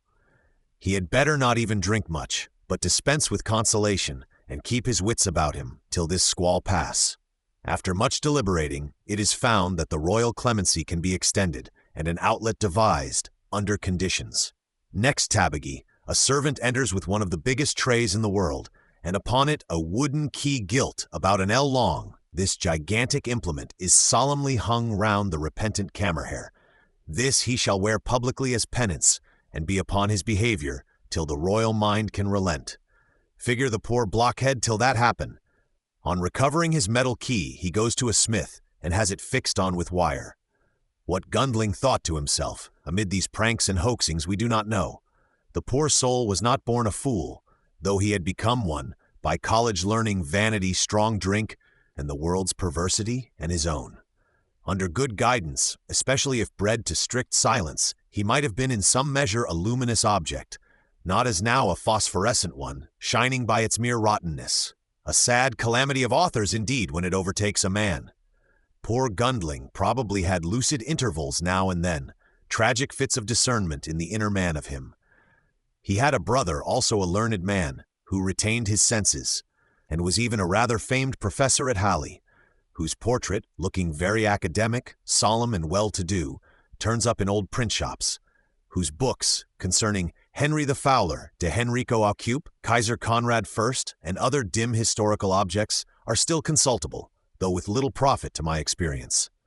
The name of this one was Nicholas Hieronymus. Ours is Jacob Paul, the senior brother, once the hope of the house, it is likely, and a fond father's pride, in that poor old Nuremberg parsonage long ago. Jacob Paul likewise continued to write books on Brandenburg heraldries, topography, genealogies. Even a life or two of some old Brandenburg electors are still extant from his hand, but not looked at now by any mortal. He had been, perhaps was again, historiographer royal, and felt bound to write such books. Several of them he printed, and we hear of others still manuscript. In 5 folio volumes written fair, he held innumerable half-mock titles and offices. Among others was actual president of the Berlin Royal Society, or Academy des Sciences, Leibniz's pet daughter. There Gundling actually sat in office, and drew the salary for one certainty. As good he as another, thought Friedrich Wilhelm. What is the use of these solemn fellows in their big perukes with their crabbed X+Ys and scientific peddler's French, doing nothing that I can see except annually the Berlin Almanac, which they live upon? Let them live upon it and be thankful, with Gundling for their head man. Academy of Sciences makes its almanac, and some peculium of profit by it. Lectures perhaps a little on anatomy, good for something. That, in his Majesty's mind, but languishes without encouragement during the present reign. Has his Majesty no prize questions to propose then? None, or worse. He once officially put these learned associates upon ascertaining for him why champagne foamed. They, with a hidden vein of pleasantry, required material to experiment upon. Friedrich Wilhelm sent them a dozen or certain dozens, and the matter proved insoluble to this day. No king, scarcely any man, had less of reverence for the sciences so-called, for academic culture and the art of the talking schoolmaster in general. A king obtuse to the fine arts, especially to the vocal arts, in a high degree. Literary fame itself he regards as mountebank fame. The art of writing big admirable folios is little better to him than that of vomiting long coils of wonderful ribbon for the idlers of the marketplace, and he bear-baits his Gundling in this manner, as phosphorescent blockhead of the first magnitude, worthy of nothing better. Nay, it is but lately, 1723 the exact year, that he did his ever-memorable feat in regard to Wolff and his philosophy, at Halle. Illustrious Wolff was recognized at that time as the second greater Leibniz and head philosopher of nature, who, by mathematical method, had as it were taken nature in the fact, and illuminated everything, so that whosoever ran might read, which all manner of people then tried to do, but have now quite ceased trying by the wolf method. Immortal Wolf, somewhat of a stiff, reserved humor, inwardly a little proud, and not wanting in private contempt of the contemptible, had been accused of heterodoxy by the Holly theologians. Immortal Wolf, crocally satirical withal, had of course defended himself, and of course got into a shoreless sea of controversy with the Holly theologians, pestering his majesty with mere wars and rumors of war for a length of time from that Holly university. In Bushing Beitrag 140 is rough authentic account of Wolf, and especially of all that, with several curious letters of Wolf's. So that majesty, unable to distinguish top or bottom in such a coil of argument, or to do justice in the case, however willing and anxious, often passionately asked, "What in God's name is the real truth of it?" Majesty appointed commissions to inquire, read reports, could for a long while make out nothing certain. At last came a decision on the sudden, royal mind suddenly illuminated. It is a little uncertain how. Some give the credit of it to Gundling, which is unlikely, others to two generals of pious orthodox turn, acquainted with Halley, and I have heard obscurely that it was the old Dessauer who also knew Halley, and was no doubt wearied to hear nothing talked of there but injured philosopher Wolf, and injuring theologian Lang, or vice versa. Some practical military man, not given to take up with shadows, it likeliest was. "In God's name, what is the real truth of all that?" inquired His Majesty of the practical man. "Does Wolf teach hellish doctrines, as Lang says, or heavenly, as himself says?" "Teaches babble mainly, I should think, and scientific peddlers French," intimated the practical man. "But they say he has one doctrine about oaths, and what he calls foundation of duty, which I did not like. Not a heavenly doctrine that. Follow out that, any of your Majesty's grenadiers might desert, and say he had done no sin against God." Bushing, I8, Benekendorf, Charakter Zilge aus dem Leben König Friedrich Wilhelm I, Anonymous, Berlin, 1787. Friedrich Wilhelm flew into a paroxysm of horror. Instantly redacted brief royal decree, 15th November, Bushing says 8th, 1723, which is still extant among the curiosities of the universe, ordering Wolf to quit Halley and the Prussian dominions, bag and baggage, forevermore, within 48 hours. Bei Straf des Stranges, under pain of the halter. Halter, the head philosopher of nature, found too late, will be hanged, as if he were a sheep-stealer. Hanged and no mistake. Poor Wolf gathered himself together, wife and baggage, girded up his loins, and ran with the due dispatch. He is now found sheltered under Hessen-Darmstadt, at Marburg, professing something there, and all the intellect of the world is struck with astonishment and with silent or vocal pity for the poor man. It is but fair to say, Friedrich Wilhelm, gradually taking notice of the world's humor in regard to this, began to have his own misgivings, and determined to read some of Wolf's books for himself. Reading in Wolf, he had sense to discern that here was a man of undeniable talent and integrity, that the practical military judgment, loading with the iron ramrod, had shot wide of the mark in this matter, and in short, that a palpable bit of foul play had been done. This was in 1733, 10 years after the shot, when His Majesty saw with his own eyes how wide it had gone. He applied to Wolf earnestly more than once to come back to him. Halle, Frankfurt, any Prussian university with a vacancy in it, was now wide open to Wolf. But Wolf knew better. Wolf, with bows down to the ground, answered always evadingly, and never would come back till the new reign began. Friedrich Wilhelm knew little of book learning or book writing, and his notion of it is very shocking to us. But the fact is, O reader, book writing is of two kinds. One wise, and may be among the wisest of earthly things, the other foolish, sometimes far beyond what can be reached by human nature elsewhere. Blockheadism, unwisdom, while silent is reckoned bad, but blockheadism getting vocal, able to speak persuasively, have you considered that at all? Human opacity falling into phosphorescence, that is to say, becoming luminous, to itself and to many mortals, by the very excess of it, by the very bursting of it into putrid fermentation. All other forms of chaos are cosmic in comparison. Our poor Friedrich Wilhelm had seen only Gundlings among the book-writing class. Had he seen wiser specimens, he might have formed, as he did in Wolf's case, another judgment. Nay, in regard to Gundling himself, It is observable how, with his unutterable contempt, he seems to notice in him glimpses of the admirable, such acquirements, such dictionary faculties, though gone distracted, and almost has a kind of love for the absurd dog. Gundling's pensions amount to something like £150, an immense sum in this court. Forster, 263, 284, if you can reconcile the two passages. A blockhead admirable in some sorts, and of immense resource in tobacco parliament when business is slack. No end to the wild pranks, the hoem horseplay they had with drunken Gundling. He has staggered out in a drunk state and found, or not clearly found till the morrow, young bears lying in his bed, has found his room door walled up, been obliged to grope about, staggering from door to door and from port to port, and land ultimately in the big bear's den, who hugged and squeezed him inhumanly there.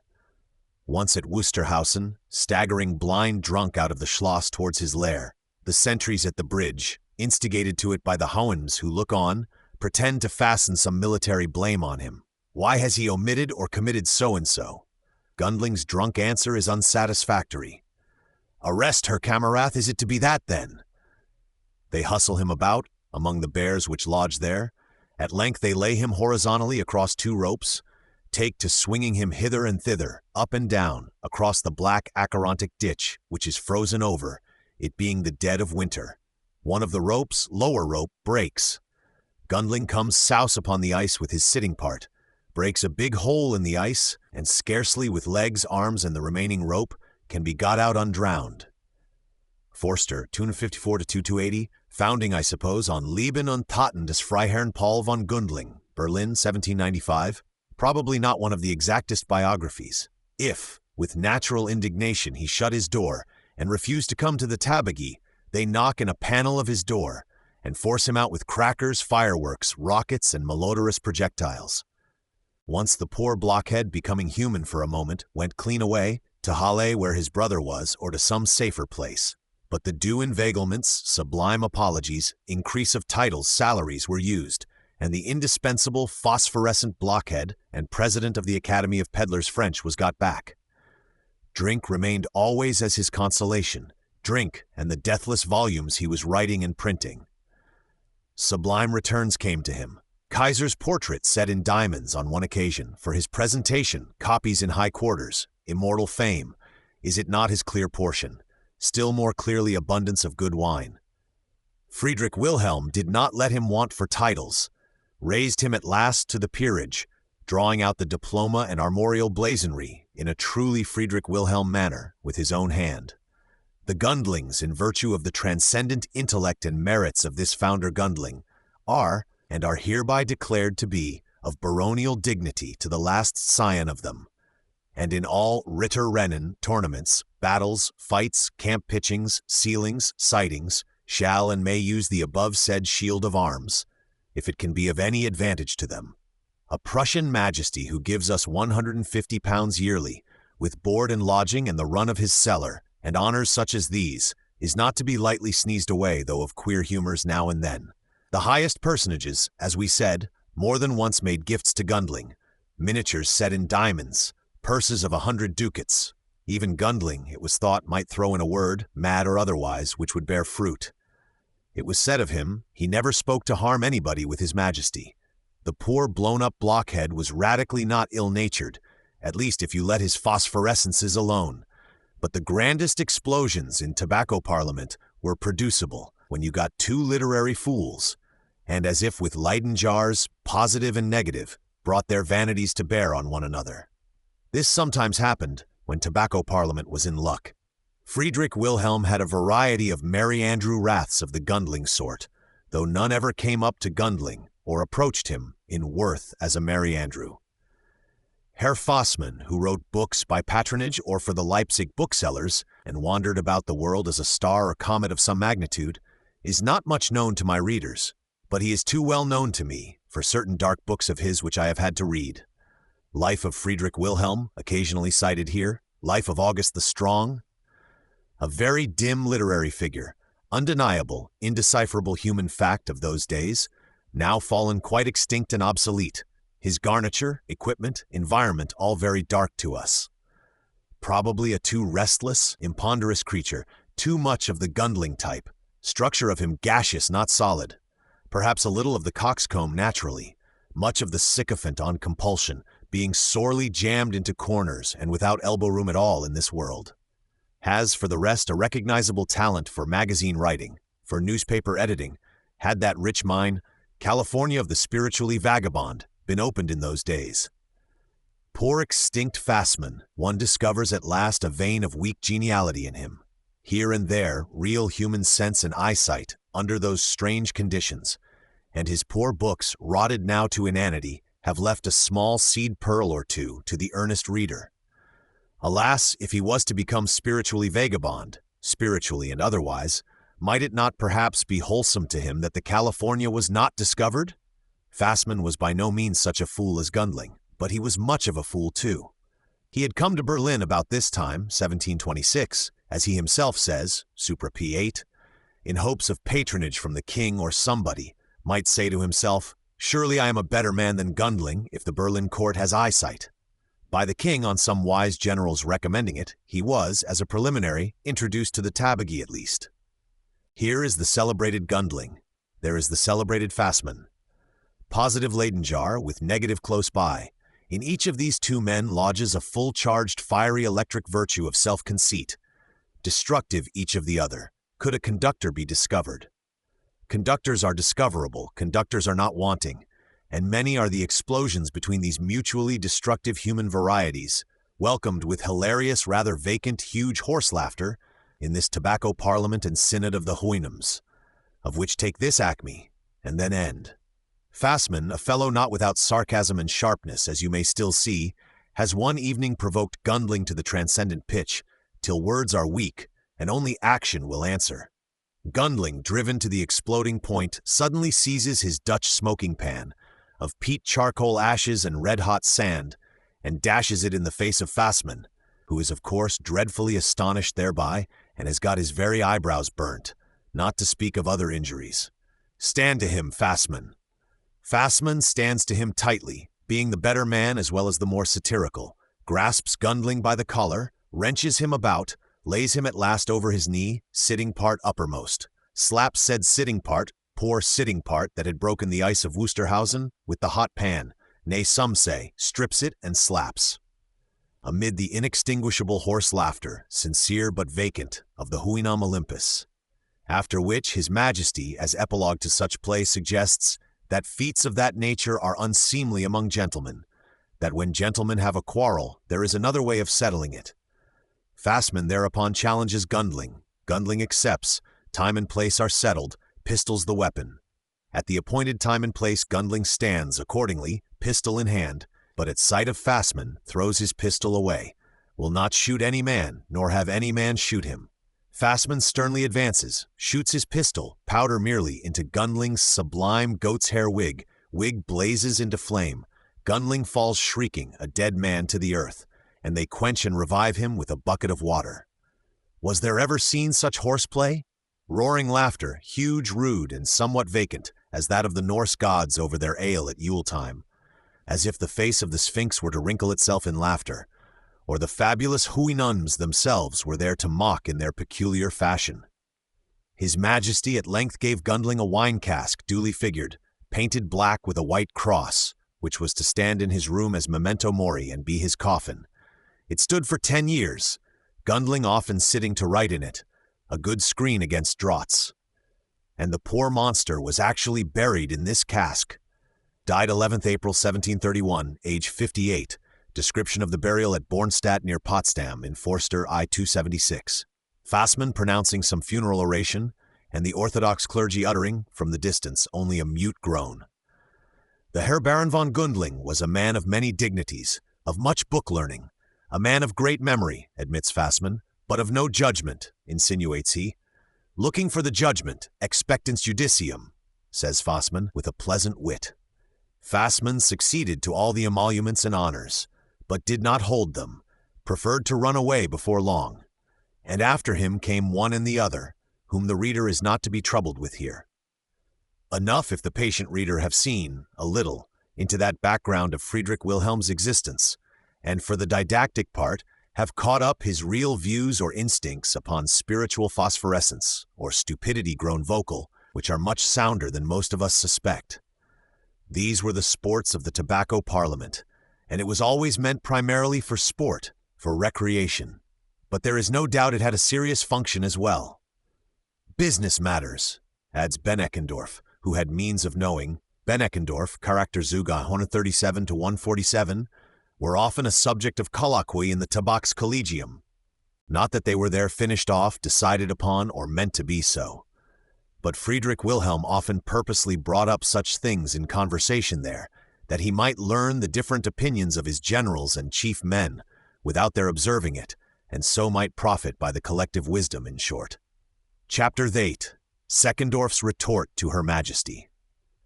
The Treaty of Wusterhausen was not yet known to Queen Sophie, to her father George, or to any external creature, but that open flinching and gradual withdrawal from the Treaty of Hanover was too well known, and boded no good to her pet project. Female sighs, male obduracies, and other domestic phenomena are to be imagined in consequence. A grand Britannic majesty indeed, very lofty father to us, madam, ever since he came to be King of England, stalking along there with his nose in the air, not deigning the least notice of us, except as of a thing that may be got to fight for him. And he does not sign the double marriage treaty, madam, only talks of signing it, as if we were a starved coach horse, to be quickened along by a wisp of hay put upon the coach pole close ahead of us always. Jarny bleu, snuffles Seckendorff with a virtuous zeal, or looks it, and things are not pleasant at the royal dinner table. Excellent Seckendorff, we find at this time, often has his majesty to dinner, and such dinners, fitting one's tastes in all points, no expense regarded, which indeed is the Kaiser's if we knew it. And in return, Excellence is frequently at dinner with his majesty, where the conversation, if it turn on England, which often happens, is more and more an offense to Queen Sophie. Seckendorff studies to be polite, reserved before the Queen's Majesty at her own table, yet sometimes he lisps out, in his vile snuffling tone, half insinuations, remarks on our royal kindred, which are irritating in the extreme. Queen Sophie, the politest of women, did once, says Polnitz, on some excessive pressure of that lisping, snuffling unendurability, lose her royal patience and flame out. With human frankness and uncommonly kindled eyes she signified to Seckendorff that none who was not himself a kind of scoundrel could entertain such thoughts of kings and gentlemen, which hard saying kindled the stiff-backed rheumatic soul of Seckendorff. Excellence had withal a temper in him, far down in the deeps, who answered, "Your Majesty, that is what no one else thinks of me. That is a name I have never permitted anyone to give me with impunity." And verily he kept his threat in that latter point, says Polnitz. Tie 244.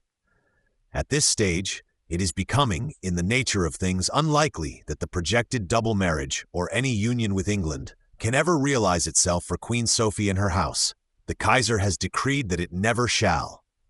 Here is the king already irritated, grown indisposed to it. Here is the Kaiser's Seckendorff, with preternatural apparatus, come to maintain him in that humor. To Queen Sophie herself, who saw only the outside of Seckendorff and his apparatus, the matter doubtless seemed big with difficulties. But to us who see the interior, the difficulties are plainly hopeless. Unless the Kaiser's mind change, unless many fixed things change, the double marriage is impossible. One thing only is a sorrow, and this proved an immeasurable one, that Queen Sophie did not, in such case, frankly give it up. Double marriage is not a law of nature. It is only a project at Hanover that has gone off again. There will be a life for our crown prince and princess without a marriage with England. It is greatly wise to recognize the impossible, the unreasonably difficult when it presents itself. But who of men is there, much more who of women, that can always do it? Queen Sophie Dorothy will have this double marriage, and it shall be possible. Poor lady, she was very obstinate, and her husband was very arbitrary. A rough bear of a husband, yet by no means an unloving one. A husband who might have been managed. She evidently made a great mistake in deciding not to obey this man, as she had once vowed. By perfect prompt obedience she might have had a very tolerable life with the rugged Orson fallen to her lot, who was a very honest-hearted creature. She might have done a pretty stroke of female work withal in taming her Orson, might have led him by the muzzle far enough in a private way, by obedience. But by disobedience, by rebellion open or secret, Friedrich Wilhelm was a husband, Friedrich Wilhelm was a king, and the most imperative man then breathing. Disobedience to Friedrich Wilhelm was a thing which, in the Prussian state, still more in the Berlin Schloss and vital heart of said state, the laws of heaven and of earth had not permitted, for any man's or any woman's sake, to be. The wide overarching sky looks down on no more inflexible sovereign man than him in the red-colored blue coat and white leggings, with the bamboo in his hand, a peaceable, capacious, not ill-given sovereign man if you will let him have his way. But to bar his way, to tweak the nose of his sovereign royalty and ignominiously force him into another way, that is an enterprise no man or devil, or body of men or devils, need attempt. Seckendorf and Grumkow, in Tobacco Parliament, understand it better. That attempt is impossible, once for all. The first step in such attempt will require to be assassination of Friedrich Wilhelm, for you may depend on it, Royal Sophie, so long as he is alive, the feat cannot be done. O Royal Sophie, O pretty Fekin, what a business you are making of it! The year 1726 was throughout a troublous one to Queen Sophie. Seckendorf's advent, King George's manifestoing, alarm of imminent universal war, nay sputters of it actually beginning, Gibraltar invested by the Spaniards, ready for besieging, it is said. Nor was this all. Sophie's poor mother, worn to a tragic mega-era, locked so long in the castle of Alden, has taken up wild plans of outbreak, of escape by means of secretaries, moneys in the Bank of Amsterdam, and I know not what, with all which Sophie, corresponding in double and triple mystery, has her own terrors and sorrows, trying to keep it down. And now, in the depth of the year, the poor old mother suddenly dies. 13th November, 726, Memoirs of Sophia Dorothea, consort of George I, I-386, where also some of her concluding letters, edited as if by the nightmares, can be read, but next to no sense made of them. Burnt out in this manner, she collapses into ashes and long rest, closing so her nameless tragedy of 30 years' continuance. What a Bluebeard chamber in the mind of Sophie! Nay, there rise quarrels about the heritage of the deceased, which will prove another sorrow.